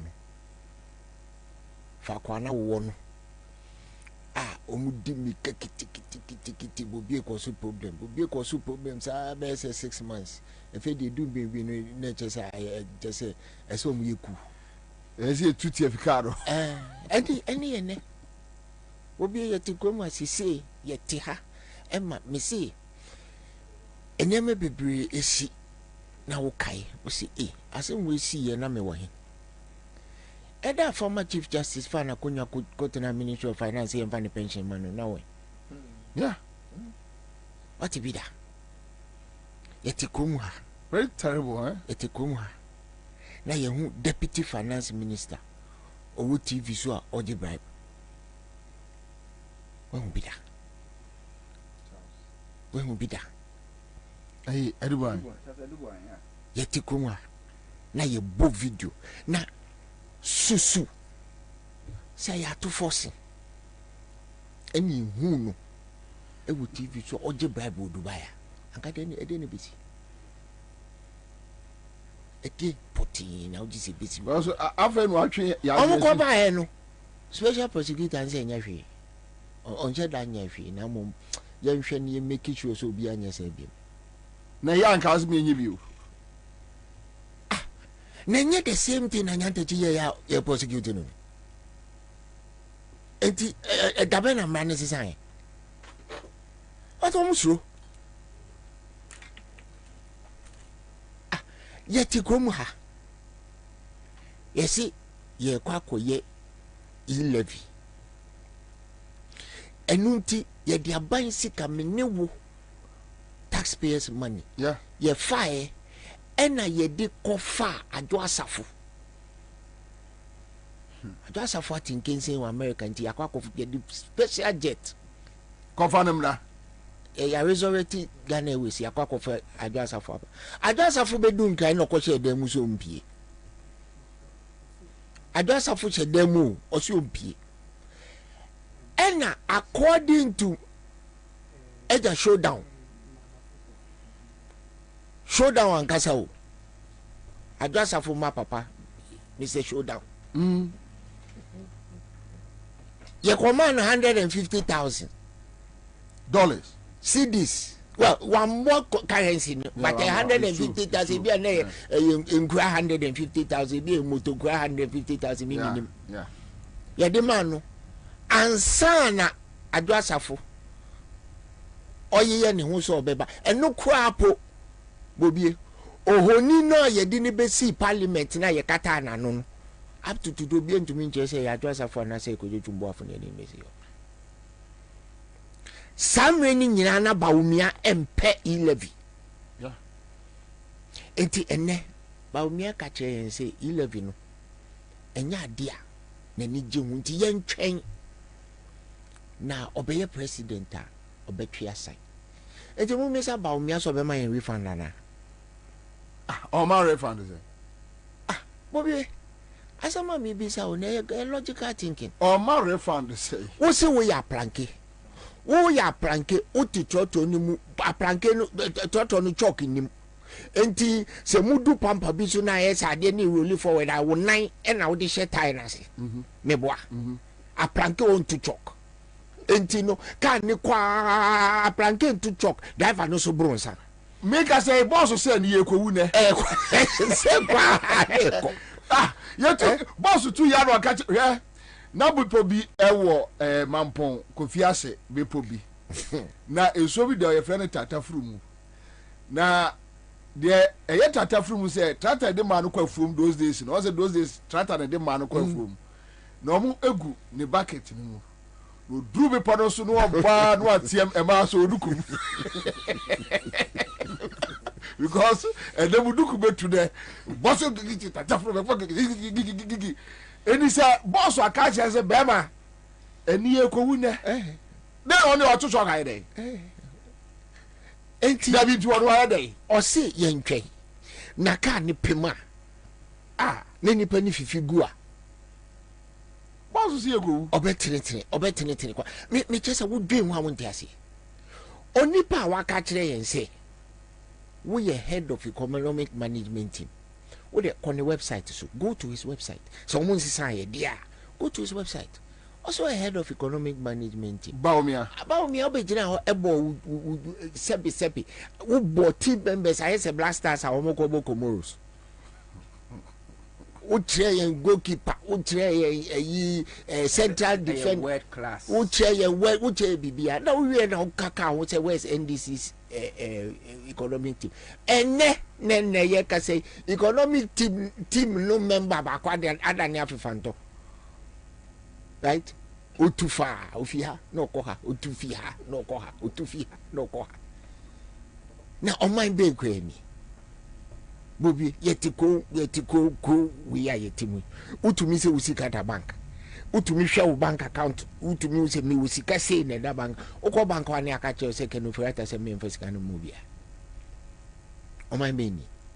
Is this the first time? Oh Bobie se wonya akwala ntia me time soja for ko ayeku ko mu ukọ bank se ko use guy ye be ka che se mama you see yetiti nsem bebre about nia ekufu adu betumi aye wukuma obeyesi wukai minimu yamoda yeah minimu yamoda me sache abankesi enimu midua mendani mechimu okodu wandani ne chikeke wandani ne nye ne chingwano dani tre yo dani tre ndi enkoleti ntiminka. But me just say Bobie wa fibu ho le Bobie asifim de akoso komo asifim eye na chiri rode a kire wo Bobie wa biam hwe me sorry no pa me wo a few rituals are me one of them they say as long as I can they will say at least they will say me dim me go flow to back bi me ni kwaku back we have that in common. Bobie Mahama ye president Buffalo tani a ton 50 pesos no and we 2 cedis ento dokun 5 cedis kona koto dokun 5 cedis na hwese udia. So the argument is that emre ko na nimreniema boy dey enye se niema boy dey chese eniema no twa de ne boy dey chese yentumi Bobie what is the minimum wage in this country? Minimum wage ai enye 13 cedis enti wo baba ko fa ne se wo manye mienu wo baba ko na wo nko wato koko 3 cedis wato Buffalo to bako wato koko 3 cedis Buffalo to bako wato no miensa wo ne wo ye ne wo ba na wato enu miensa so minimum wage is asa. You see, that is the extent of where we are. And so ye can Bobie who two left who don't see her who call left say who skyscrapers are ye good susi gota ne wo don't see no go be si dan ti so ya gota ho ya gota den okay gota it is a natural drainage they have surcharged it no mo di dan ti so enti said that bi what you dem ha na nsuo to na yiri fa wa oni kro si sa dan si gota no so no ono na ma nsuo afa wo o ma si dan si gota so eso me wi sika wo se sika no ko baby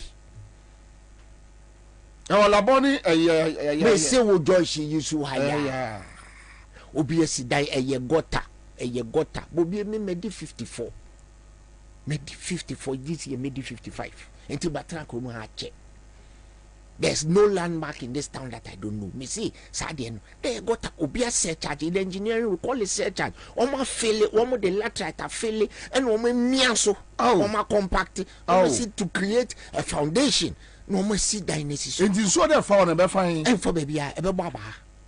And no new problem now was here. And enti, se wuti studio ha. Ne nzio to, ne nzio no fro. te say ajima menu okwa kotua eyi Sputnik ka eye dan na yesi wo junction no so no but into obi ehun woman pa everybody who should know knows, but they've done it. So we need somebody who has the courage to return that natural drainage area to factory settings. How? What we need. How? Oh, make us a factory settings down there. So see a bugu form. So that it will deter other people from doing things like that. Oh man, we benya kukodro da. And no na me bisa. Bobie a question now bisa no na me bisa. Because sad dina yes sa got animu. Ebe say nipa bebre adan. Enti pick your poison. And it is not just here. Bobie, the corruption in this country is unfathomable. Edum pempenso bia nwanwa yedu fakwa yedu no se yenjina se yentwi sa lorry driver na enjina ni yensi ni fam ni ampama planke no so planke on to chok no ya plamo no so a on be ko passengers ni nyina ese sisi ye kase a planke ka che yense ni master no obronsa eti endi yen twen na sebi ka ne ko aflawo otwema no koduku to no a na se bibi ensi ya nyame bobo desium. Now how can you even spread this kind of logic? Does it even begin to make sense to anybody? You see, Anke say, Anka Dr. Baumia, Alaji Timothy, Anaju Timothy, Ewia Mahamadu. Esisan kutumi kache ne ho se, ade we de so sen me. Nti, mo de dem baby amonya na we mu de. Because akohwi de, anya de ametumi adi. But maybe ya be boashe na no be jano abeka ya be boashe na no Baumia katre yen say obema constituency bia $1 million. Yeah, sigane wen enu kwenti me chesa nka me kwa kodi eyi me kwa ko contest for assemblyman for Ayawa West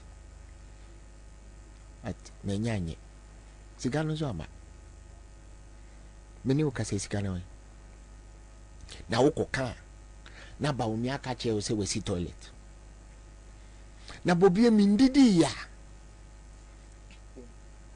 Vedayo o bisane sa question no be kache se my digitalization nti mi kita mi phone na me press star #75 liar be kache say if you have eaten press 1, if you have not eaten and still want to go press 2. Option C, all of the above. Please try later. Me boy. Nessa be kwa na wasanko fuiti. Me guo manyi, maseo manyi. Over 70,000 people have lost work in the financial sector. 70,000 people have lost work in the financial sector. Enya mi menum yenyina ayeti nya yenua panyi Kofia Moabin kai mo party no enya asem no ono na mo beji sika woni nchen mo wie na mo ton ne bank mu egufo ado ne Baumia e promise Awurade you see Bobie me ntena enka nche wo se sebi me Kristo sum ni mapa na mo misuade onipa bia otumi hye Awurade bo no ni so no na mo misuade o akukuduro egufo do kache yen se wa hye Awurade bo so bisi cathedral le wenfa Oye commission match. Oh, Sammy. Next month ye commission. Na Sammy, ege be commission to kru. Ye commission. Be commission to kru ni tonton. If you say, me see, Akufo-Addo promise. Onipa ogina, otiti ni ogina cathedral na no. Ni diye mienu. Ne boa, ne Ghana card ye mienu. Nti onyan Awurade bakwa, Awurade by inauguration no be when on ne bekasa. Onim ni pakura o ba be sra. Onipa ne Ghana card mienu. Diplomatic passport mienu. Ni hinu mienu. Ni bibia mienu. Obia de mienu. Papa no. Bobie. It is Awurade ba site special. Why no be free kusi boate and so be free the other one. Se Kwabena de ndie se Kwabena. Kwabena do bofo say do Jenfiu. Me just say what kind of object Sammy? What you want my information in PS Ghana card you mean? Oh, what na kete so ne? No. Masa. Anka what na be hu say to okroma. Ya na me ho be ko. Me say anka wo be hu say de wo be storm me ha. Eto na ebi sabi ebi notice wenum. O mo de abesi utiri so. Bagayam. Say wo Ghana card mean. Bagayam. Me see eto no ebi notice wenum ba we bi. Te so denchema no. O mo de be ba besi utu sisi a. Say o mo ba be kire say wo Ghana card mean. Oboko no ebi yanti bi da. Ni nyina me see ni nyina echi no na anka by now me come kire wo say ye chi wo de wo court sentence wo 48 hours ni ewi o kaba na wo wonso mo me be nkwan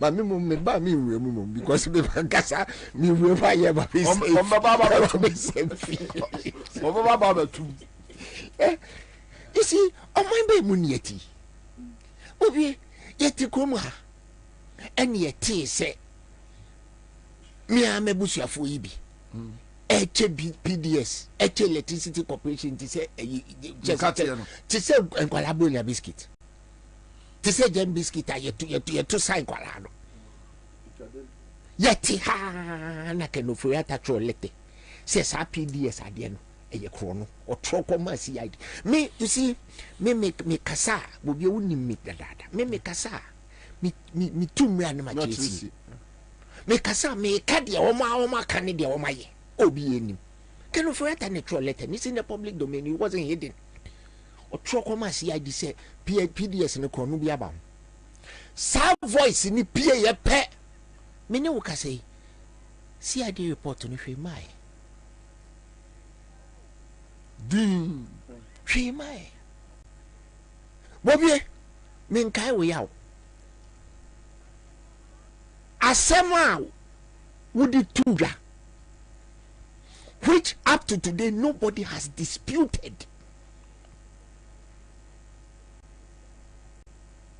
enye no ehunti na police for be fa wo besine oma bogo edu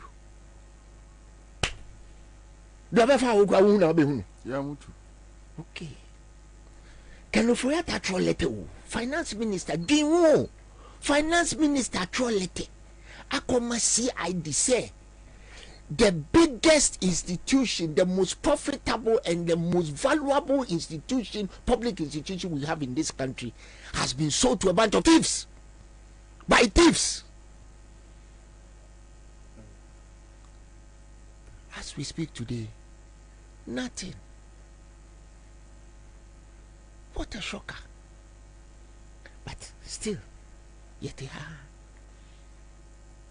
And also, not Timothy Dimo Akutini. And so, you know, conditions president, conditions subsequent, conditions up, conditions down, conditions all over the damn place. Bank guarantee to insurance. Bank guarantee, social guarantee, just a guarantee should be right? Guarantee ne woman eti say Bobie when sweet mother album when to Prince Nikombaga let us say ni guarantee ekume kum snakes one tackle polo odoja razak Bobie hwinsie Bobie last week enkwa public domain letter they have allocated 150 million cedis for potholes. The whole of Ghana. Yeah. Bobie, my engineer, 31 years in me graduate here. 31 years. Hey. Oh, yeah. Me catch will say, sa 150 million cedis no. And your potholes from her to Laboni Junction. Because Mutia mobilization nema contractor na the obeya ni so better land cruiser for no jani and no akeke. And Filippo to it will not assignment no. It will not even bring land cruiser for no jani. That's all. It will not even no cover again because he says he can better. Oh, cover again because he says can better. Popular start for chief inspector of town. To walk up park. But the roof of Bunko fire extinguisher. It's your mom. It's your no. It's your of tackling popular start for chief instructor. And so Bobie Sasikano is swasi consultancy fees in our Modekoye Japan. Asema make and make Kwakasi Asemso. Yeah. The whole of Ghana pothole Sikano. A source consultancy fees are omutuama certain characters. Okay, say some of those characters, you know, Joma Ama power no, omu bejira akache said they are working like bulls. Yeah. Say I'm a yotomo bull. Ona, they have stopped working like bulls. I'm a yotomo bull. Ewa benya me. So I that. Ona. If you say, almost si adaya kaka kuku ekufu ado atwache omo nim nti omo yedin. Anamo yedin. Say ye ka no. Mo say ye mu binum ye du foche. Na wonim nyansa anka wo be kokwa ye mu amadu foche ebu abo. Don't you know say du foche is the heaviest tree in the forest? I mean, I am utterly shocked and surprised that there are people in this country who are quiet. What you okay? So Nam Street Mukita pamphlet. Yeah. So no more check. Some men they were working like bulls. We are name you to mo bulu che. Bobie. Kwajo Sanford mo no mo na attrache mo ni bi ko school. Me. Omo thinking it say Bobie me die. Me motto in life ni onipa ni nuane ni awabo ano. My mentality in life is to aspire to do the right thing. That is why I don't work with these people. Yeah, I know. Intaka by now what ha obetin nam mato if you had metutu mic and namedico. Now aqua tena tenti be now aquaco yo broadcast if you, but I'm not interested in that. And thank God said there are so many people like-minded like me who don't want to do that. Because okwanya ye namosono Bobie say yanhwe na membulu tisi kroma. They will not discriminate between who are we NDC, who are we MPP. They will not discriminate because the pain is real. Bobie, and that's a school, medical school. Sorry, SSS or the whatever they call it today. That's a pass it. That's it. When ya ace nkwa now person call medical school. Bobie yourself sign go interview. Bio. Na interview me to me feel low. Nti ade na o coach ya no pass here no. Enti Bobie sa nipa no.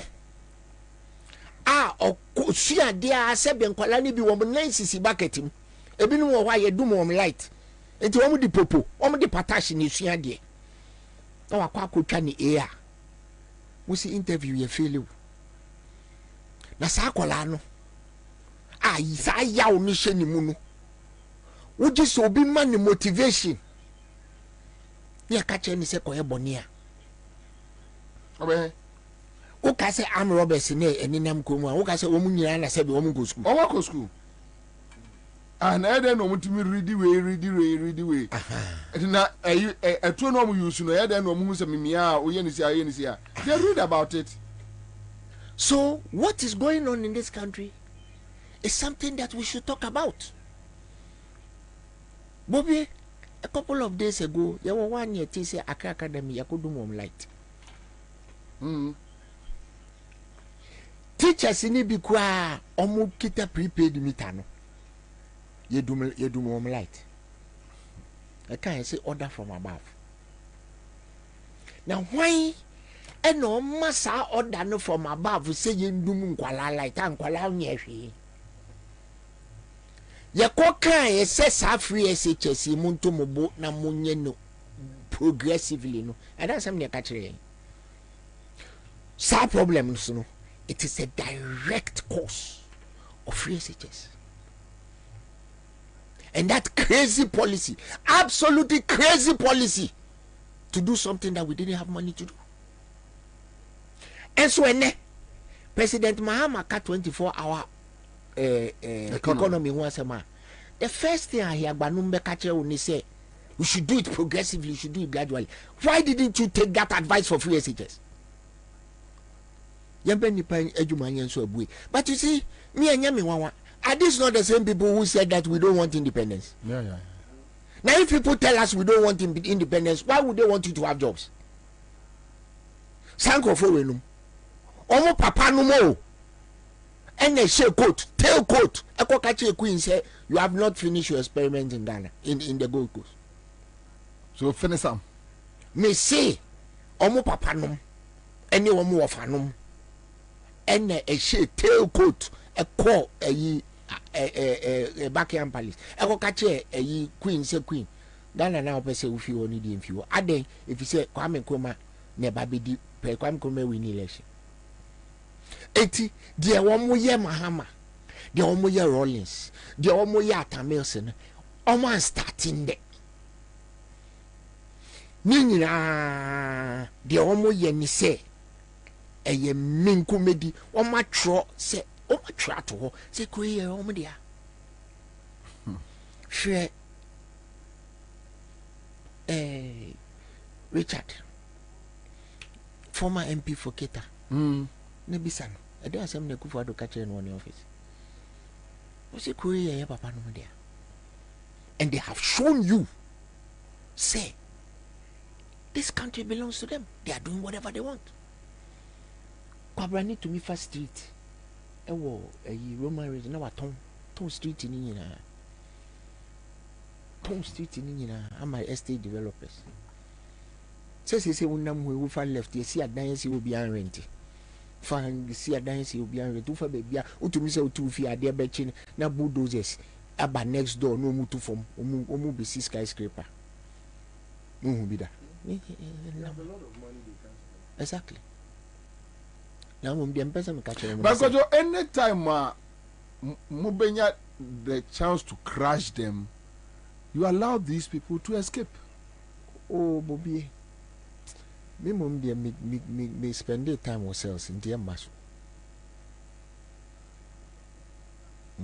The case was 2017. And to be any wa obetumia convince me say it's simple. Account for your time. It's very simple. Bobie, if we don't change anything, nasi you see, emrane daona, we still worship no. Sebi Bobie, we the lead presenter on Accra FM for many years. Enti yen audit with time no. So when you audit never check. So when you so nobody needs to change anything. You just need to account for your time. And that is what has emboldened them today. Na enti sebi. Etia wonto hwe so ba ko a asan de akoto so yentia so mpere no. No we den. Anya kwase ana we. But beyond that, beyond all that, the next government of this country owes the people of Ghana accountability. Because if that doesn't happen, people will take the law into their own hands. Straight. It has happened in this country before, so let us not get it twisted. Say, abayi besisa. Ena sebi. Amanfo akwa koche kuku ebi mu nti wo de miame hana mi mia wo ha. Yes, do any beba kuma. Bobie, I'm going to give you a very ugly statistic. The last election, 78% of the people who voted were below 40. Okay. 78% of the people who voted were below 40 years. Can you tell me how many of them are working? How many of them do you think have gainful employment? Oje say, at this time, 4 years later, it hasn't gotten worse. It's worse. Nenti, omu di tu misha unsa. Ebi sukura beka ho. Omu di tu misha unsa. Na ka ko jana ugo di agro. And the next time no Rollins no beba no edi 30. Nenye 31, edi 30. Ebi esidawo. Many countries, the young people have gotten upset with the system and they have decided they've had enough. So in 2024, they will give the political classes in this country an opportunity to solve their problems. And if we don't solve it, if we don't even be seen to be solving it, there'll be a problem. That's the reason why President Mahama is talking about people, putting people to work round the clock. You can't. If you have a catch and say, Nyadi Bensi. Now, more catch and say, you said before, Woody Quamumpa. A better number to me, a catch and say, you're quite you may be. Bobie, you can't say you could see port to a trouble and be before court. Yeah. Didn't they drag the process through court? Ampa. Trouble gas. Was it not the MPP that killed Ghana Airways? Including their roots. Tanti no am di wo fufu na say no ma be fa so.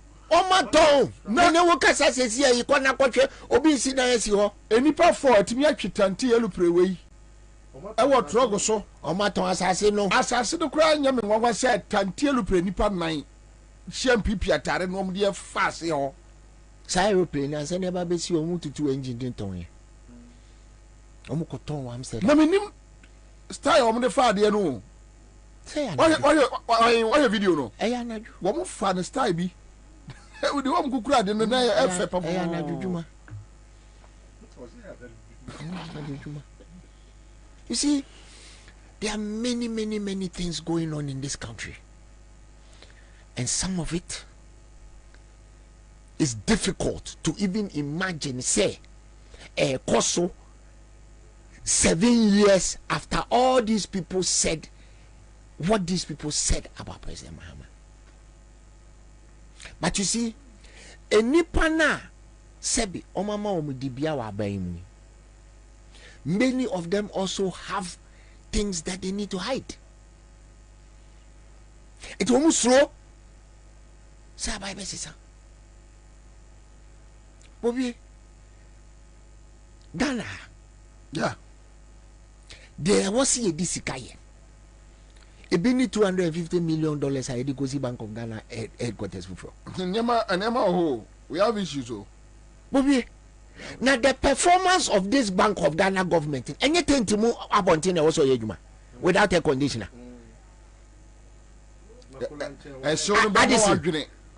enye tent na ye tele mu je passport no enye mu bi na wo so tena ye adwuma na sebi wo ko nani ma wabɔ futu egu nani ase sɛ watena se ama yɛn nyinaa wɔ kurom a obia ahwete ne savings sɛ yɛnsi new headquarters maw because wo kyɛn wan yɛ kɔka wo si yɛ hooligans nyɛ wo NDC fo ama wakɔyɛ PhD nti wobɛtutu yɛ borɔfo Anderson Anderson ni sɛ ni PhD in time appointment no kɔyɛ who sponsored him nti yɛda nase yɛ hooligans mudia mu yɛ mu hu bio Bobie mesi fa kwa yɛdua kwadu ɛhwa ni sanye huhu editu anambwa anya santefo anya mo benu no yeah se ukodu na se kwadu na so na se sebi ufi abusu aboni mu a ubedi ukwadu no wo gifa kwa udu aye na ansa na de aka na kofi enye sa yeah enti ye behwe me see Bank of Ghana governor onu he has singularly presided over the most disastrous time in the history of our finances in this country. And so open new office. Mrs. Akwano, tentim, ewo mosiaso, no was so yejuma. No air condition, no one's running tuntum. Yeti krumha, Bobie, na ya fasika, achichirisika. You see, elections are ye no. Say yeah, ye be ye elections. Yeah, it will finance our elections. You see where it has landed us. Efe na musi munisika mo de kwa kwoto indelible ink. Enti elections na ye kwa kwoye no. Yeah. Ye nye indelible ink. Senya be ya mudi BVI no be kwa ko si chairman won to me fie no aye wompia no owi a wato abane sa apite wompia bi mum bua kwa mu bua kwa e de o se mu kotutu big pen e wo ko mu nyina mu ink na mu de ba mu famra ink ni de beto pe ba ko do ma catch am so be wia mo. Oh Bobie, they have said it Bobie, you see and no fa power no so mama samanfo ato amamwa now to me we become yanto amawa to me we why 2008 I didn't get right I didn't get and for plane and kwa 200,000 ballots and edenisi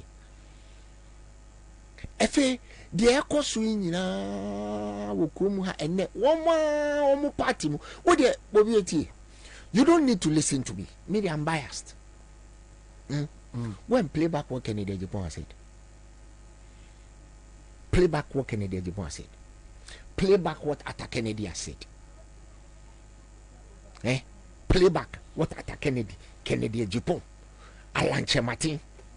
These are three stalwarts. Alan Chematin is a founding member of the party. Yeah. Kennedy Japan is arguably the person who has financed this party the most. We President Kufuor. Arguably. Of course. So, I mean, Kennedy Japan can't seem be. Also, one of the things that made him politically active. I man any brave we are say. A time PNDC forecast say Obi anfa ni 50 cedis in Metro Bank no. Yeah. Ani mami ye trade olusu sika bebre. Bisa Kennedy Japan say ene. They can offer that and me how much money has he lost? Ask him that how much money has he lost on the domestic debt exchange. Ask Kennedy Japan that how much money has he lost? It's true. And this issue they say Obi anfa ni 50 cedis in Metro. Then they say so I'm more lose ska. Yes. But wait. Okay. But this is worse. Master, if I tell you my story, you'll be shocked. at what happened to me. That's the only excuse. Now, Bobie, a nipa, a disika, a koto, kenoforiata, data bank, education scheme. You did 3 hours more school fees. Those who had been investing in that fund. What happened to their money? Said the children's school fees stop being paid. On my neighbor, I want you to let the command schools and say, oh, with a mom call animal school. I'm telling you. Really? Yes. Now, up till now, as we speak now, data bank 4 tables and network banks. Yeah. Where are the tables? Or my union everywhere. Where are the people? Do you know who works for data bank today? All the money that they had under investment, billions. Where's the money? The Ethereum moment say, amateur letter say data bank employees na ya harass wo mni nyai. Me boa. Me say me mpese me ka bibia obi anim ho say any public domain. They wrote a letter to the schools to say Sigani want to move school. That's all. If you had invested in that fund over time, and more investing, more investing. Me say last time, boy be sending me message. Say, Odamasepa, send me ma warnings over what data bank we're doing. Nation anka by now. Anka by now. Aboy bi dimpa boy tiano. Enti moi invest in your friend say sebi funeral plans no. Mo hwe ye mu wa yensi ye mu. Because sikabi ani ho. Because packages in omo de besi you. It is a one here. Yamutu. Obey tankers, obey tankers property. Now, so I draw attention to something. They are not paying indemnity recently. Are you aware? Masa. That's all insurance. The air cost will come hano. The air cost will come hano. I was a Ghana phobia when we need empty. So Obi catch me say, or no, the any priority and he said, can you baby election ni more than emissary. Now, election ni more. What is next? Move to be installed by me as president. And then what? What happens next? Only Banakasa catch and says 7 years he where Mogu. Not to Mubik. Ebeminaya. Or your hedgehog and num, we beminaya. Or go to Timukeke. Timothy sent from her. Timum train near your oba, obey living. Bobie, would dream when ye would dream when ye would the any rule of common sense at Todi and Kofoya in the last few years in ye. Ukobisa say a Coca family and friends once a man. Niakacho say, Mena now or her. Not doing in our school. Enti no munye di na family and friends no dey me na wo ha bebe kan be ka sin bi batmenka mamen kon dey me ba be dey me ka ho ani se enemwe wo ha sembeto live on Accra 1.5 citizen show. Okay, so a quick text message from a lecturer friend says, Bobie, good evening. They have forced your uncle Mr. Adai to resign as majority leader and you don't want to talk about it. Masa. It's not true. Or continue party. Oh. Everyone is resign for MPP. Or continue party. It's not true. What's that? Yes, I meet Bibu Amasum. I will look for you. Okay. So, bro, in 2016, I had some savings with Data Bank. I went there to take some money. They told me they don't have much and that they are even searching for money for campaign. That and then I closed my accounts with them.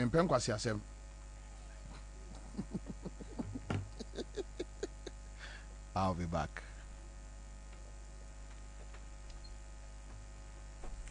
Hello there. Mumford Institute of Technology, in collaboration with Anand Technologies, is offering 2-year diploma and 4-year engineering and technology degree courses. Mumford Institute of Technology is accredited by the Ghana Tertiary Education Commission (GTEC) and affiliated by Regional Maritime University. 10% of the next graduating class who obtain their bachelor degree from Mumford Institute of Technology will be offered employment. That's some good news there. Some of the engineering and technology courses offered by Mumford Institute of Technology and Anand Technologies are electrical engineering, mechanical engineering, information technology, computer engineering, construction management, among others. You can locate us at Adenta Barrier, Accra, on the Every Road, near Joas, or log on to our website, www.mit.edu.gh, or email us anan@mit.edu.gh or anankm41@yahoo.com. You can also call us on 0243 06 8713 or 0531 366 247. Mumford Institute of Technology, the best.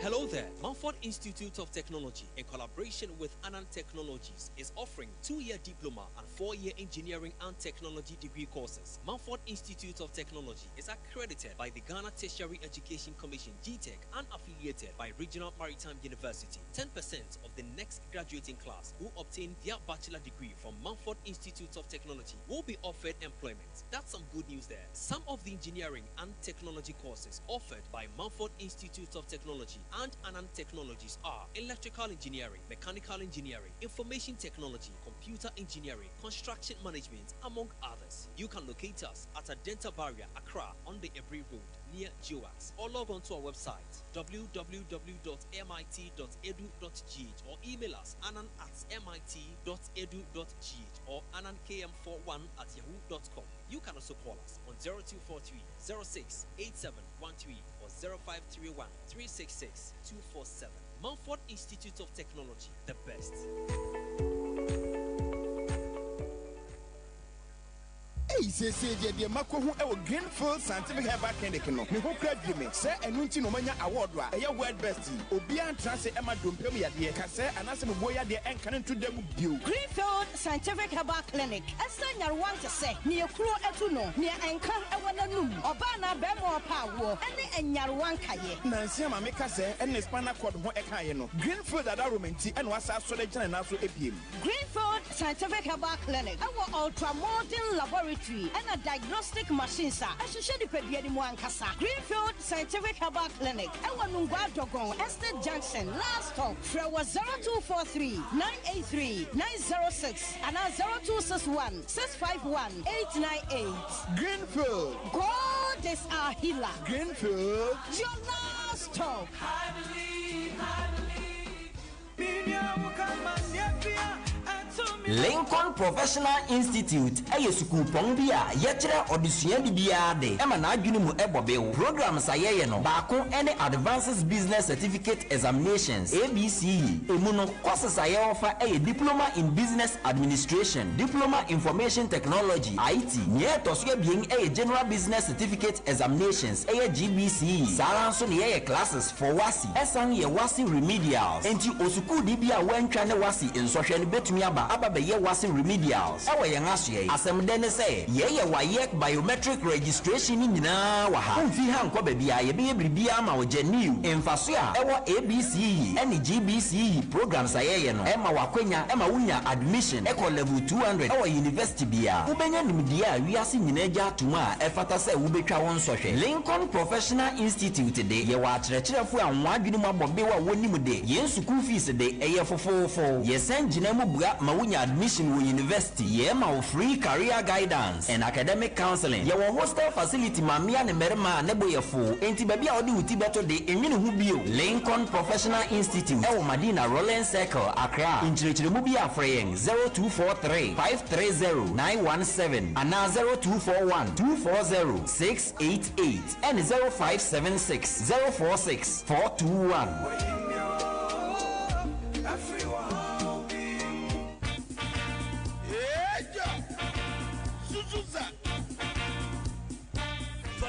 incoming president, His Excellency John Dramani Mahama, flag bearer, Zima National Democratic Congress. Also, Zinchiamo Bibiara, or say democracy. Sarah Elkayem Maniganama, Grata Shishani economy, I wanted to apans in education system. I was saying, friends and family government are all the current administration in Ahocher, Mecha Hashepa, or Kodo, a shepherd, Afraba, Obibiara, Osgana, yes. With the Ahochena dos, you know, His Excellency John Dramani Mahama say, when you are making our everything crap to Erica Bob, they are build Ghana together. As the Morisha feel why you never support in the campaign for 2024 election, JM 2024. As the Morisha feel why you there, MDC good governance card in the B. Good governance card in Yakada, Edge was there support JM 2024 campaign. Good governance card in Odido, and Timawusi Kanyama was the bottom. So Ajoze. One saw one pedal watch a good governance card. When it's Kaya 40, 30, 10 citizens or so. About to abo short code *248*. Says hash. Now also ascend was it. Good governance card. After that, you was in a support to JM 2024. About to a friend 0534 000 261. And now 0531 033 503. And now 050 982 3400. You can on internet to do www.ndcgoodgovernancecard.com. Mayan Kambo, they am build a Ghana together with John Dramani Mahama. Nyamin Shra.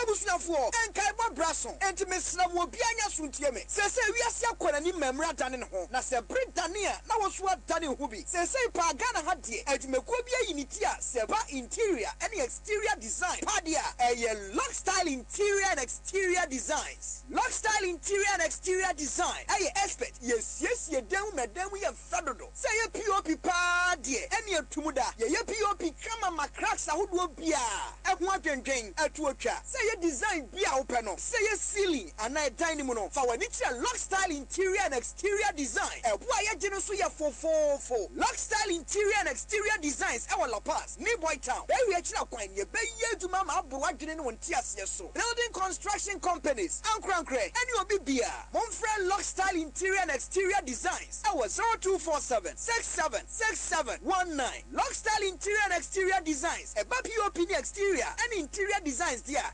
Captain's Band. Dude, when are you watching? It's holidays. Must I teach you everything? The OMG moments from documentaries and reality shows are still available for pay. The drama on the amazing local shows is off the hook, so the whole family can still enjoy. Don't get me started on the Premier League, UEFA Europa League, Serie A, FA Cup, and the WWE action for me and you. There's even fun learning stuff to keep the kids entertained. To the living room. This Easter, the joy never stops, so stay connected to entertainment anywhere with GoTV Stream or enjoy it at home. GoTV, love it.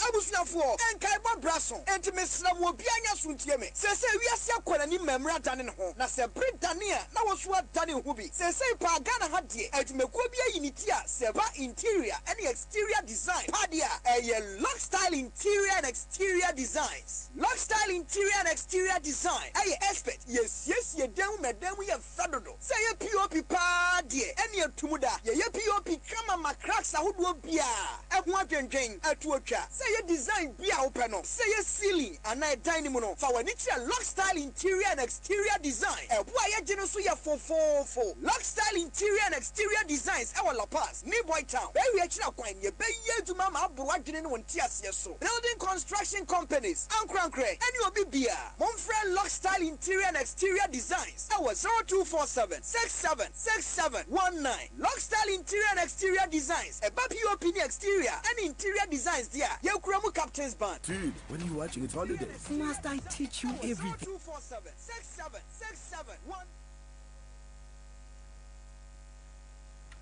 All right, the live now, 100.5 Citizen Show. We are back here Thursday afternoon. Yeah, Mamunina have you? Yes, I am Mamo Akwaba. Mame Mbo Mepacho. See, I'm just catching the DNA star 413 hash. Star 413 hash. Say on to there and they each 500, each 1,000, 500,000, 500,000, 500,000. So more mobile started process no.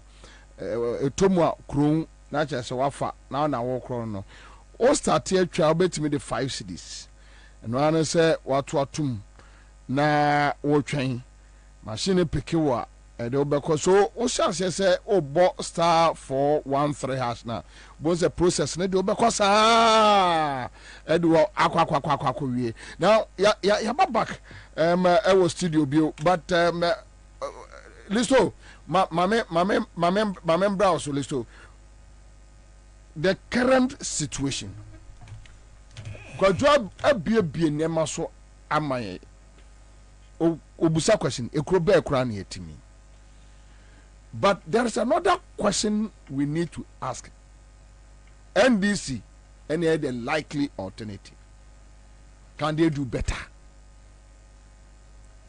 All right. Enka question where you know enka NDC ma ben mu da ena mi hu Jo Mahama memu ehu Professor Mills amemu a Rollins there sometimes no na me kind your man me dey no in the pastor ehame. It's not because Rollins is innocent of but where's that situation? But seeing Akufo-Addo govern tells me Sir Rollins was a saint 100%, and it makes me feel say I didn't judge rightly. Sometimes it was any partners in that or tuana na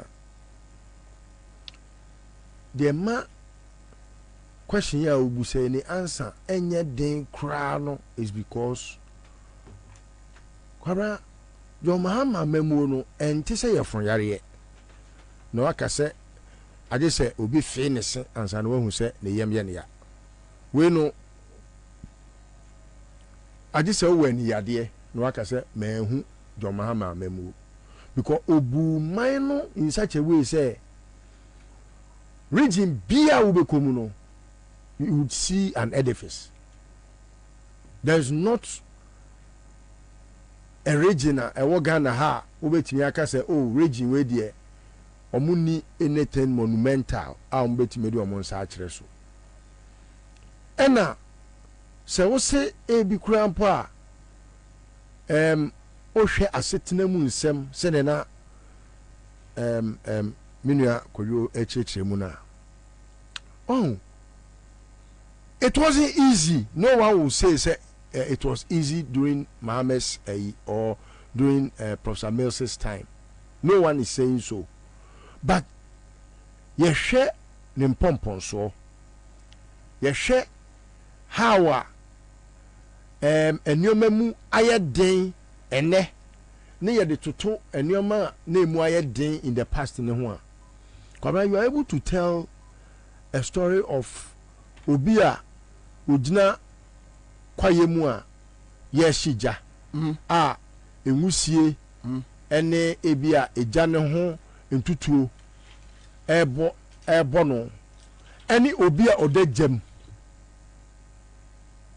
They are two different people. Baako odagem na baako nso enwusie no eja ne ho nwusie no ene ne heat no ene ebofa ne ho. And so, who ni say, Jo Mahama de no, de di kan, de man for bu fu ye no kra ntom koto abati ano no. Enye ono na de baaye. Bibi ti se dum so. It is only adwene nya adwuma. Ana obeka se Jo Mahama de yakodum so mu. Because for example, ene senka Jo Mahama nkwa nkoto ka power ni Ameri ni nioma na ototo ye na. Eno omoanye atuabo gasa kwabna there is no way eka yenna dumsom. And if John Mahama's predecessors had done their oye no a I'm sure say nka dumsom ma meto na abreso. What I say? Yeah. So you look at enyoma a bar John Mahama pencil the kind of crisis John Mahama komu. So what is obi ka COVID-19 wasem say COVID-19 nti economy na anye ya Kwabena, the most simple question I be busane say, just suppose that with John Mahama, no all ye your friend is saying, the pencil doom saba. Now of course of doom so. Na World Bank and money scale. And yes, a crisis about to say COVID-19, World Bank in Moscow, Korea and Moscow, European Union and Moscow, IMF and 2 billion. You know what so? And one more becan kakra wo bedwam and wafa de aka ro ka say IMF sika no bet mawia. You see, these are things that when you put say side by side na person ma obi hu say John Mahama dum so ba ye no o manage your resources kakra no timide so ano wo so COVID-19 ba ye no ye Moscow Ghana for kra so for krampo a o madwini mu aboto e diska koma aban kronfo no se on fan hwe Ghana for momu se di ye so fa akufuna na da no ono na no akotena ye friend say finance ministry ho no ebusa questions no Auntie Sophie ne aunt oh na want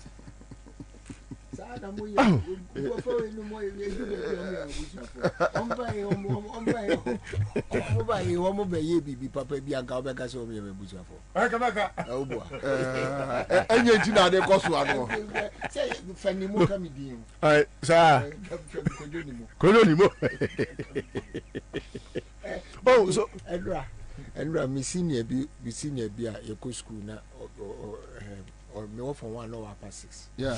Ntina oye semi school father. Yeah. Nti me wana onti komu ha na nti me wana ofre me. So waba komu na obehwe me. Nti me wana obae. Oba say he koju. E wo se me ma wo nearly down pa. Mo tenase masa konfo e di 8 years waba mu. O say me ba komu ha last year kwa.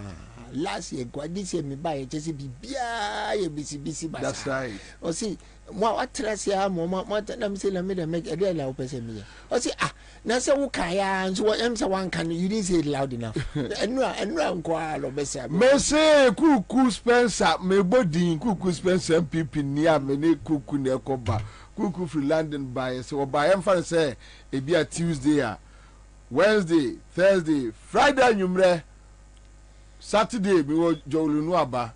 Minu ya me ko na say dey oko ono free mountains. Na say dey oko mountains or dey me Koland. Na so ko dey was mani subri me. Ko Spencer. Na ni subri no ono MPP ni o. E ya ono te London. Oba odi 4 days. Na so one say enti ye professor for.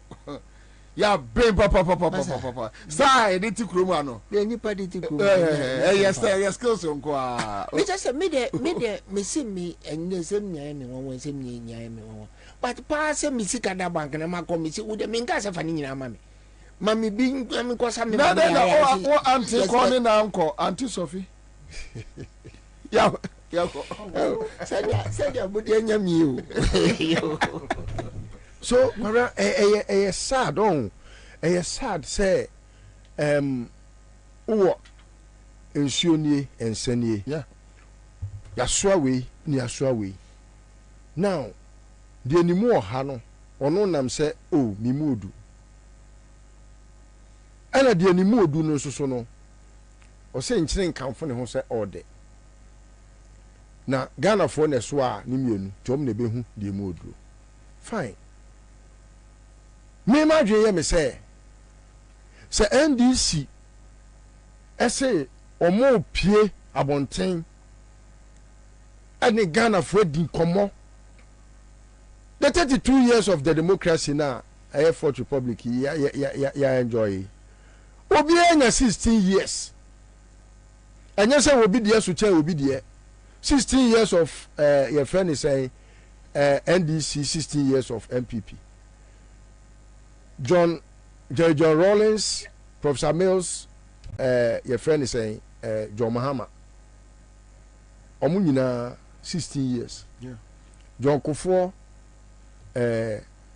William Ekufuado. Ekufuado, your friend, Willie. Yeah. oh kwakuili enti 888 Kaboma 16 ways 88 Kaboma 16 enti no obia mrame account for the stewardship election here that's all ahunye here odi Ghana fo akomu abebresa ene mpenten kwa yatie krono amaboyen bibi bia no sendisi fo eka omo nsem wi a omo nkyere ye die ntie ni kwase eto abama MPP so me kyere die ntie ni kwase eto abama John Mahama campaign na wi because kwaba ebe ye dey so we be catch Ghana ni say John Mahama ye we ntime to abama no unya bi nka MPP ni nya bi nka onya bi nka we are sure die no beka but omo de se me se kelo for ata ye kronfo untimi nka nchem so onya kronfo me se akufo do ye kronfo bala wo tutubotom ni untimi nka nchem so onya kronfo na president a oye lawyer onu say wakwakọ sign a married deal na he was misled till date. Do we know who misled the president? Mana pokunko misled Akufo-Addo. Never say me more that person. Oh, so they are very deliberate at everything. Even when they are stealing, they are deliberate at it. And you know, and yet it's not a huge task. Say Ghana ni ebejina enioma President Kufuor simplified in 2000. Or say yeah ya sitting near Twaba. You started with the both roads. You say Nana for Jonah. Nana for Joe, and I will say both road na poku. Timun ka John Kofu say I didn't your friend the buffalo. So eja where the 50 something to say me unsaka ye nini sa keke I say mi ana sa de ni bibi so I just have got agwa no be ha I just have got so say this also owa ho they are achinchine no owa no ho wi Ansah no akọ to na dua no abeto na dua nto o we ho uwie na udi twati bia eja kwaku ba ko de vitamin to me num vitamin be nsia ewie no edi trouble afuma tibo bro miemia so miemia na sa de ne ga krefim oh obe miemia Bobie right is akola atwede ti akola atwede ai sa boro ba be bonke ai sa wo ba wadi tu awa la de and bofu o person obobo atwede ya sa akola atwede and so Buffalo John Mahama wo power Buffalo 50 pesos to me cheerleader 2016 na doko ya 1 cedi anambwa enti oman no said the huna no through all the changing scenes of the Akufo-Addo government just a former nieko ye wie so a na Samira Bawumia ba be catch and say every time he sees John Mahama she sees corruption. Now Samira out to one auditor general's report abase o brother-in-law say Oye Abraham so Oye Ibrahim will be him. Yaman contract no it was 9 times what they should have given him. And I'm kai auditor general report auditor general na no kai auditor general do 3 points do 3 Venus on the case asem o ye kokko si sami mi nyini pa akọ enti no so ye kokko che o brese na say ba say de 3 points o break down no you see Venus de Milo o wia na wa be ka che say ohun John Mahama ohun corruption na eyi uku kitwa no ohun corruption na de group ani ni wan there we all can say group ani ni wan oh se ni group ani ni Bawumia twi na make ni group kitwa ni Abraham contractor ye man sole source contract e dey asem na Akufo-Addo kafa sole source e dey asem no mo kafa sole source e dey asem poti no mo kafa sole source ho ayante ewie ye se so sorti no sebe chanity say refugee rations bibia so che so sorti na ma PPA boss no kwa afa ho akobokro no PPA boss no no ma prima facie evidence against Charlotte say. Right? Wa fa ho akoboko no ama say he's indicted. Ni sika ye CZ no special fraud office your friend say yoko CCN sika na ye fi bank Bobie hwe abai we ye oma kire me pa se nyankopon niwa abai neba yetumi CZ kwabra ni sika eto ho right say ye CZ usika you have acquired money by false pretenses, so your assets have been frozen. Bobie, before the man's trial began, the money was not in his account. I didn't report it. A new 45 million cedis in new bank or yes. Oh, but you haven't heard this thing. The prosecutors reported it. I didn't report it. You see, what has gone on in this country? 45 million Ghana cedis in different denominations, and yes, said Sikana kwa yesi di keke na tutubotom biko bo bank hoko fire. Me see different euro count, dollar count, pound count, CD so count, tikani yira. And case na kwesi say. Now what bibi anka on kan kire me. Enya na we reporter. Ati bibi anka on kan kire me. Eyewo na wako wiasa Sikana anka ba na e na asembe na to. Sanka ba na me bre nkwan.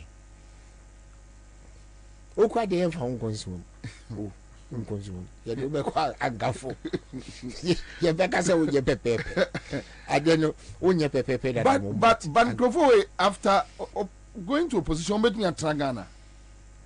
Oh, I was so mutana na won tana be koy where are you going to go obi abetumi adwane de omo ye with a view say obi antumi nya wo mhwe.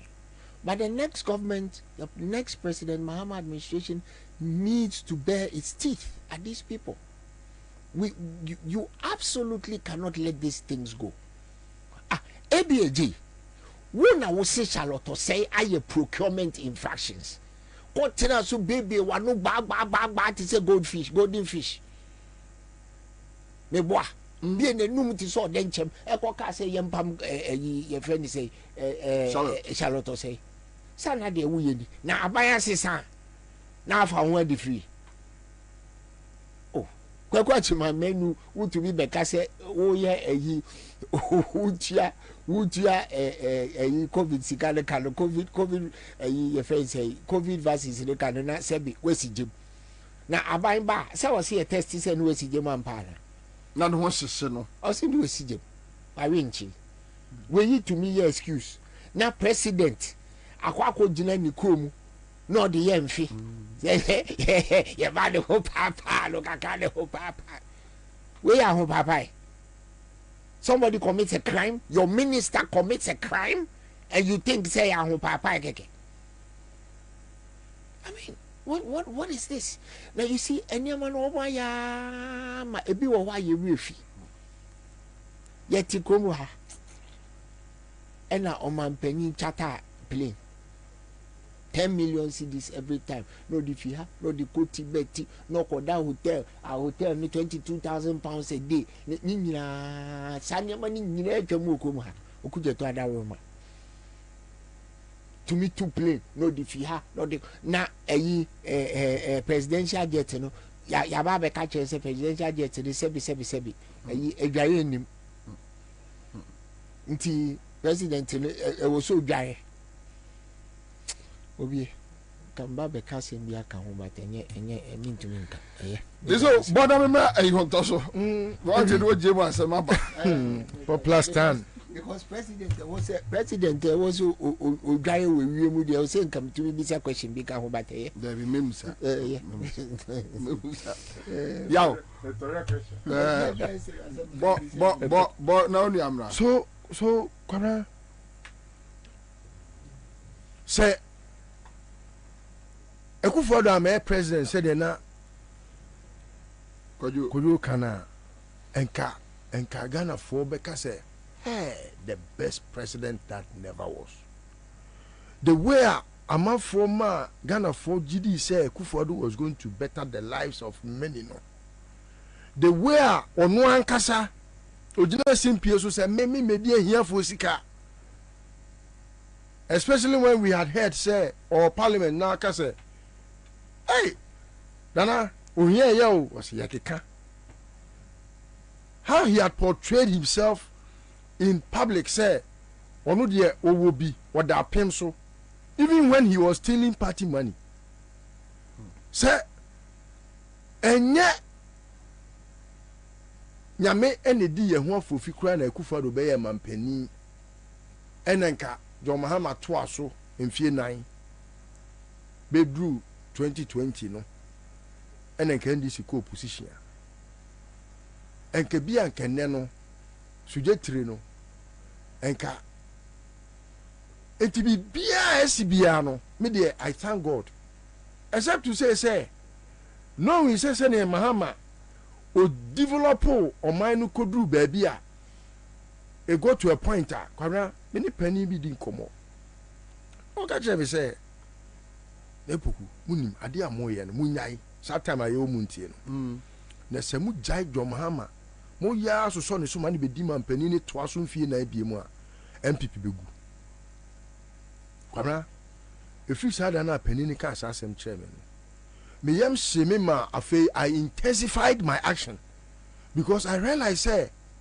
I just say oba be your man ye am MPP enya campaign message biem but because MPP had Akufo-Addo as the flag bearer and intino na I was say me yire me ho because na me nim say oyenipa boni but ensiran kan Yankopon so say enye nipa adwene nyame adwen say na Yankopon epese Ghana fo hu de ye ka no ehu examples na dachi bi so bi begina simpie so na ankoyo bia say omo abo my way na omo ko gina say simpie ne so aye campaign amasa omo amu ba ko a emma enye nwanwa kwabra me last point ne say ohun the way omo start ye campaign team omuwe omo sa akwa manifesto committees yeah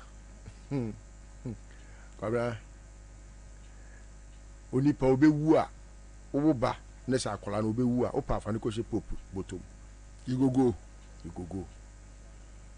where they are doing things that will pacify so many people by the time they are done no kwabra ombe wa hekura we vote na kura ye beka say committee head just to swell your mind to think say aban ne beba ma so anya ba bia agina bakwabra I met someone yesterday and ani pa de ka kire me say if oye stalwart o ka kire me say ba wo mia nim de be si kina because many are those who take the monies they will give them na omo fa nkoya adwuma no because na I think so I have to end here because my way I make this one I don't know there will be a posse will be a because one share you pay one share pay what ka dey won say woka and nobody be and same ni be wo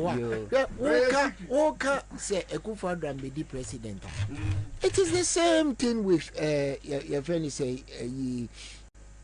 JB Dankwa there be anopa yesense ni biem. It is because he didn't become president and they have sold a certain narrative around it. Say JB Dankwa it's JB Dankwa and you say obi stopping from standing election like I say ko lose you enti sebi anwem sami muko mo onum na muhu no mo bana mutuma no eno no de ko national assembly eso omo sori a omo mu anwafo JB Dankwa anwafo na to abama no I want to have me to enti sanguna we ya dada no enti say Akufo-Addo be say Akufo-Addo be president no yes I am no me amayan but I ain't sure say fine or kofi so no kwa obi antumi nka nche yen say twe na na for no bi amedi president Tika mobi medi bi mi ahwe. You be born the record. Ubisa asem kese na ubisa say. Basically, by what name shall we call President Mahama? Oh, President Mahama, they why they are very simple. Bobie, any President Mahama can be cabinet no be you. Why you see UGMC? And one keke, Oda Upa Janoa. I sabia UGMC na. Say grad your own graduate your own room pesu umko. Right? Yeah, if I'm call. Tana ba ko ewu na anu say ho no mo ko. Masa mambodi. Oh, Sami. Yeah, Modi. Say ho no pesu umko. Kwekwaji ma menu. Onya COVID ni ever no go die. Napo. Onya COVID 2 times ever no go die. Napo. Enye President Mahama. Anka obetumi akwa wari oba odeba be vice president. When we wedding pictures. Efe. Ya male 3 months so. Bobie. Nya COVID no. If you want me to go through the list. No munya omugu ho to say a title sardine or change him. And yet President Mahama go munya omuye. Mamentu we from that. Sika chadi hello. Hello. Aja? Commander. Abatoso. Daso. Abatoso. Atoso commander. Abatoso. Daso dem commander. And then no first time who winning. But you commander. Ma to watch commander. Oh. Commander, and then nyamia fefie. Sa Ucha say. Tell me. And then me try 20. Na boma ma say. 500. Wow. Wow. 500 about phones no on you say. Oh commander manager because nanga sa no kwanye na miniska. Scared that me phones nyina assist Ghana. Yeah, me fa phone them say I dey ma to watch na dey na minya kakra. Na pom. Na dem. Anyway, yɛda nyame ase yɛda nyame ase pa kɔso ana ne CMG skacha de adwumadie ne ntina. All right, so that's it. Yes, that's it. Matthew Manjeri, thank you. Yeah, that's Sibebre. I remember back to the studio. Kwajo, ma menwoma unua na memebo tape bi nkyerɛ. Koso. Na memebo tape bi nkyerɛ. So mwana mutuma je bi danko. Same question na mebusa list we mebusa the same. Okay. And this bit me am my better governance. Amo che bi sa mo na ma wo mfere wani mu te se de ne kwaku ba ko manu magu ase wo kroma no. Ava. Me eya ade am dadwene ho pa se NDC ni John Mahama timi be ye ne ma Akufo Adoma ye ya. I don't know minim ba bi amefa. Wonim NDC ni bia in his political life time. What distance from NDC's record? And I say, we feel ashamed. So you NDC ni. Wouldn't move bisa. Akwaya no friend MTN no. No. He's one. No, NDC. When did they am failure exam? No, nya question na me bisa. No, nya NDC. Wait, Bobie. Where you level ka we fail? Debi o, nya NDC ni. Debi onya NDC. O distance no. O wa nyina di o. He is not an NDC man. Asema huntoka yen. Debi o ye dey party ni. Onya NDC ni yabamu no. Aha. After na dem komo na eba. Because maybe the genesis of the matter. Asema huntoka yen. The question demanded a very simple answer. What your answer no? In the me say a level general paper wait. Okay. Winni mo bia no oti NDC mu what distance no from NDC's record. F said the Akufo Adoma. Okay, obia oti NDC mu what distance no. MPP aban na te so Akufo Adoma president. Now so all the 10 presidential aspirants omo ko nyina no omu nyina including Baumia obi a distance no from okay ebi when NDC no me nyimi sa but NDC as a party inherited aban bia inherited government because a strong fundamentals in the amano Rawlings were inherited strong economy. Professor Mills were inherited strong economy. Professor Mills inherited government Sabrene aton Ghana Telecom edited my forecast. Professor Mills inherited economy Sabrena ya sign single spine pay policy anasikabia anyhow. Jumani ano oje 250 Ghana cedis. Waje 350 Ghana cedis. Ya to ni pay mu emane ko 1,500, 2,000, 3,000. So he asked us, say, Kwabena Professor Mills in the NDC and manage this economy. They have done it before. Under President Mahama leadership as the head of economic management team, now all your economists were your communication experts. Ghana economy was described as one of the fastest growing economy in the world. Under President Mahama as the head of economic management team, Ghana has sustained single-digit inflation for almost 3 years. President Mahama economy or inherited doom so economy. But or indeed doom so. So yes, NDC will do it again, like always somewhere. Now question Ghana for Bisano is not say NDC so more whether or more expertise to manage the economy better from where we are today. Ghana for fear no is accountability. Because omo hwe dia ban we ya ye no a omo bisa se enten this for bank of metimi pa ma kuntabuo ma pa cause probity proper probity and accountability. That is Ghana for concern. Next say NDC be manage economy. Mahama and manage economy na enya strong because Professor Mills didn't inherit strong economy. They were building it. They were part.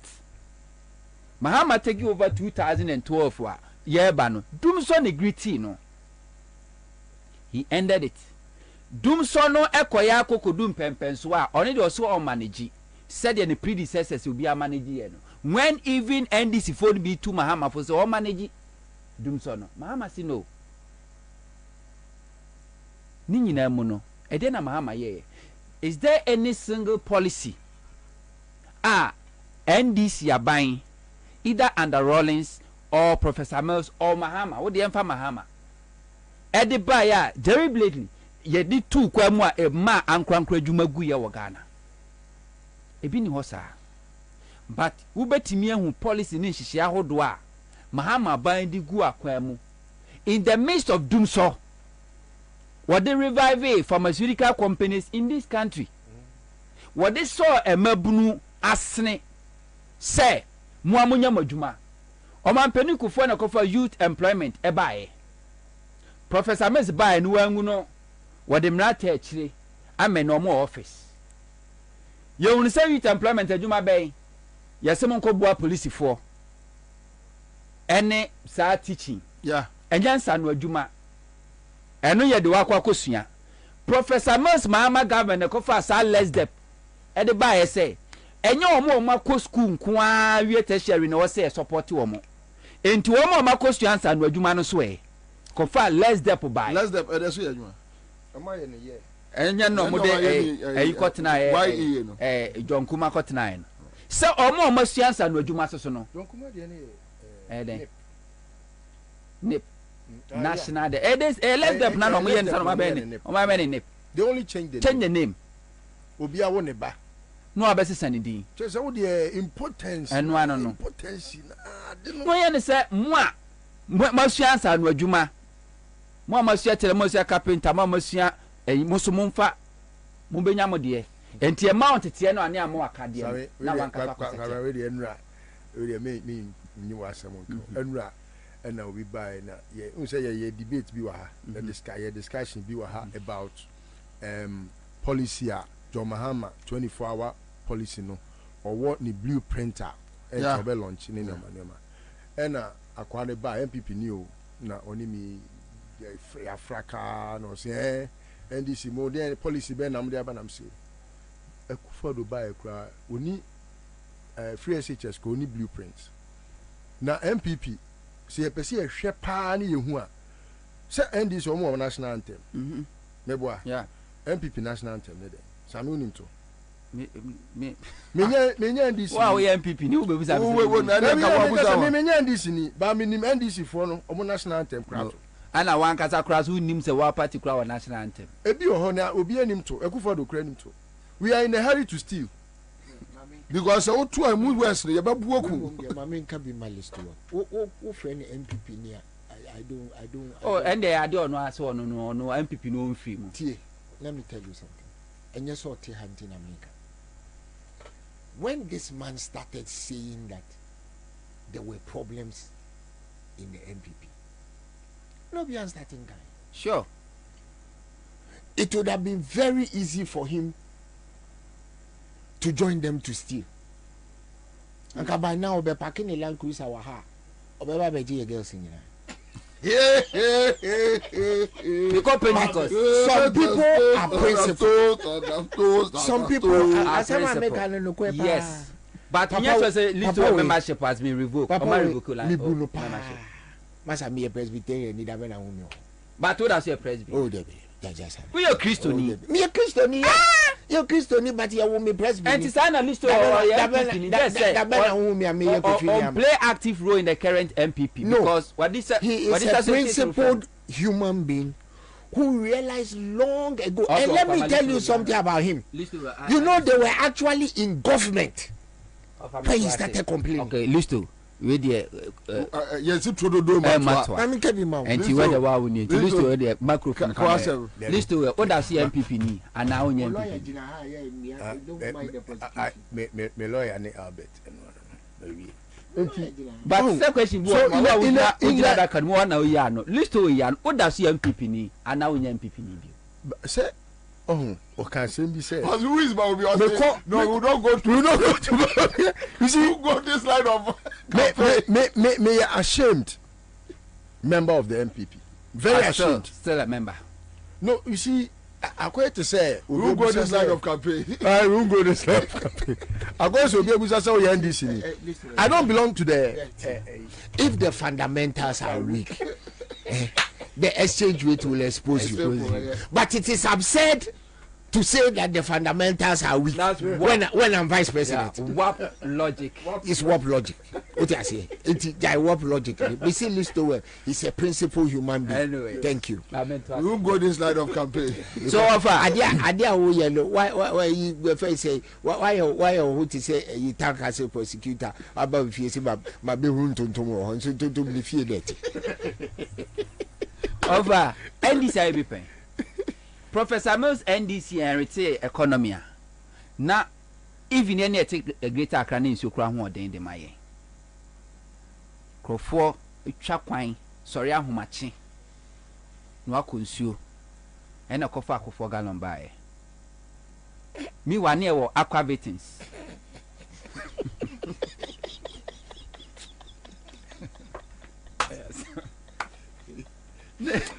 sorry oh me sure say NDC has done it before. Oh yeah we this campaign will go this way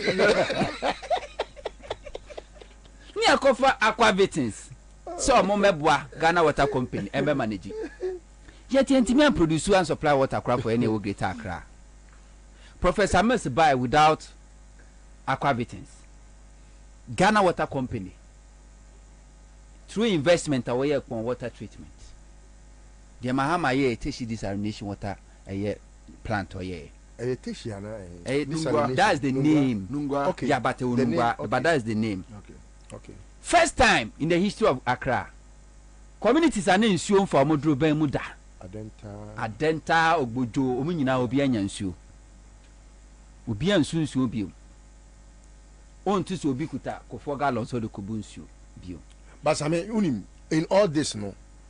Senior, Hana make us in reaction. You know the problem I have with the NDC. you are not able to tell your story.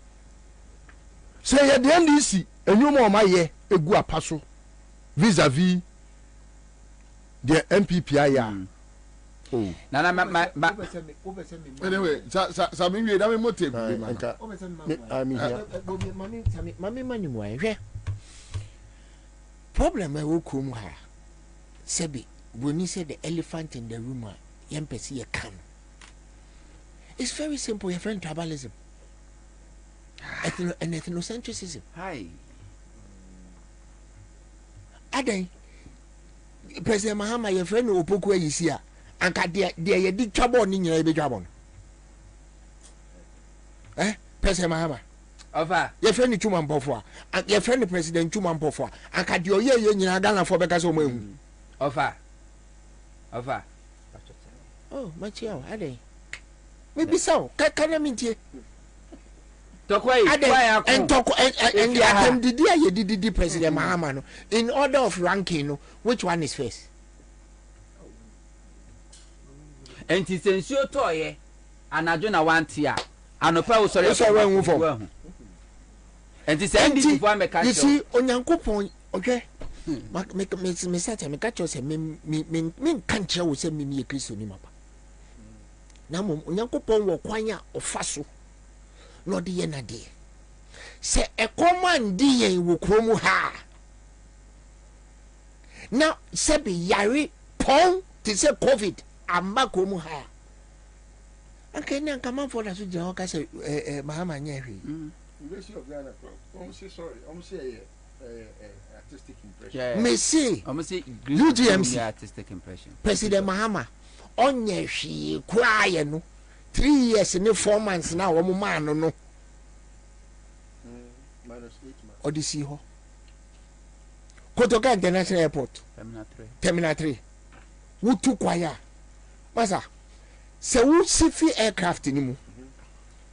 Na se wudi 30 minutes Ansah we pia let's just say yacho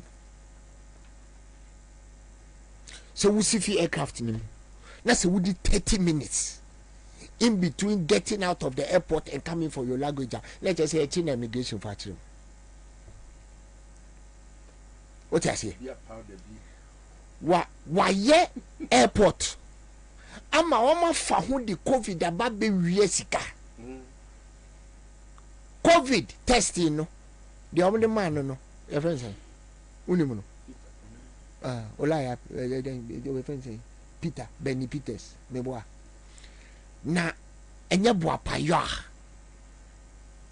Bobie yeti kromu ha Noguchi Institute sebi Japanese ni bi fini kromu no baye no be ye Infectious Diseases Institute maye na si yenya opportunity to say COVID, the COVID, President Biden time, COVID was both an opportunity and a problem. It was a problem in that it brought disease, but it was also an opportunity for us to make sure that infectious diseases became a thing of the past. It's mostly testing. More the testing ma sebi more the malata nibi. I'll be a nim fakudu fi buy. Muye no na aban Ghana aban nanya $6 million na ono enya 87 million. Muya musi obi ni munyansa na wenye jimia na yeden. The money didn't come here Bobie. Sa time no se wutu kwanya what you are with the credit card so it goes into an offshore account. Ako amanoni ako obi fufuro kro fufuro so wo mo di usika no eye wo mko mu yie. Benny Peters I say Nigerian we see ono ne disika no man na wuwia baba be President Mahama ho asem na President Mahama o te se mo a anka airport ni sika no all sebi all fan ko no anam nwe fan ko ye party say de bia da o mo ye party de bia da o mo ye party Honda. Alpha. Killing him. I mean killing him. Champagne. So NDC was that track record. Yeah, Kase. There's a water shortage in Accra. So you say the wire cut off pain so by we cry. You didn't chinny. Debbie, when him see the sea and Wobayamana ye. Mahama economy or inherited from NDC Abayan Kasano. We consolidated fund. I need a Ghana, owner for Tunina Kugumwa. Fund as I buy an airstrong, co add Professor Mills Heritage Fund. See, I'm far all is Kankotum. But Mahama eti another fund, a friend is sinking fund. Say, I want Trebeba. And in the emphasis cabin cotton, I want Treba, Yakoho. What a fund and near friend investment fund. Infrastructure, the a year investment fund. When we say a year put to Juma. Nti wo se nya foto edi se sika no ebetumu what a fund and a friend stabilization fund ukokoko onim se koko buo ko from 2015-2014 eni nti amfa foto bi nkoto na koko buo no ko from ayetimi di bi aboa koko akuafo am ho ato mo na incentives no etumi akoso wo free aban no na sa foto no obo eni sika na edam ni chain abro $500 million ana na edam. This is the government president on abanu owomu no. We have to go to IMF because na baby nye skedi free oil bo akofom adwama wodo so koko bo akofom sa na mani na bo akofom in the midst of a IMF program no po no. Mahama was still giving free money $50 million yemfa mwa pharmaceutical companies one kolam sibunbia. There's no government institution or yet private institution or kasemi company gui because Mahama the policies be by.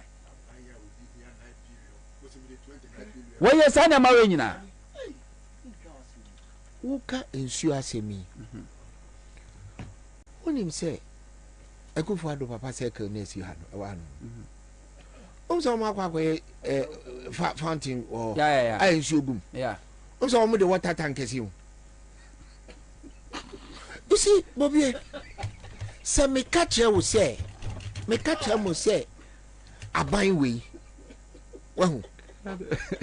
Enyanse ni amanfo tirimo a enyanse me ka keke se mpese mi di obi atemu Bobie me fa kwa meti o ni dey akosi unim bifi o ni dey akosi o mo de water tank akosi o polytank akosi o no mo ye fountain because o mon try na fountain no esuo gum na say esuo no say unim say by next week 2-3 weeks time na ntonto mo nko a but almost the polytank meanwhile engineering in your field the essence of a fountain no is supposed to mean say ensure no kura wo hu baby free almost the polytank me say put twa me twa mu me we na me say obi a dey dam ko obi a send message Samira Ajete that water tank will be uprooted yalla so what that mod dirty koma Bobie me fear last week ensure but twice 2 times into was here twa ensure no ba nya ho nyama nyina me just say what kind of madness is this me see ekufo ado papa circle no polytank is here. I mean what is this and baby a show for it oh no be record say me catch you say oba abanya ye ti say Africa ni tire say in fact tire ni mienu na say why na kwakotu tire no do be bo jack and do bo jack so I was so bitterly choke so dana there is no doubt say NDC a party or inherited government doesn't matter how worse or how poor, how bad the economy no etieno when inquire or maneuver and it doesn't matter. NDC doesn't need 8 years to reform a bad economy. Mahama am for 8 years, Professor Mills am for 8 years. Na economy nye krano. Se Mahama ni NDC ba, it will not take them 4 years for Ghanaians to see say there's a change because they have that record.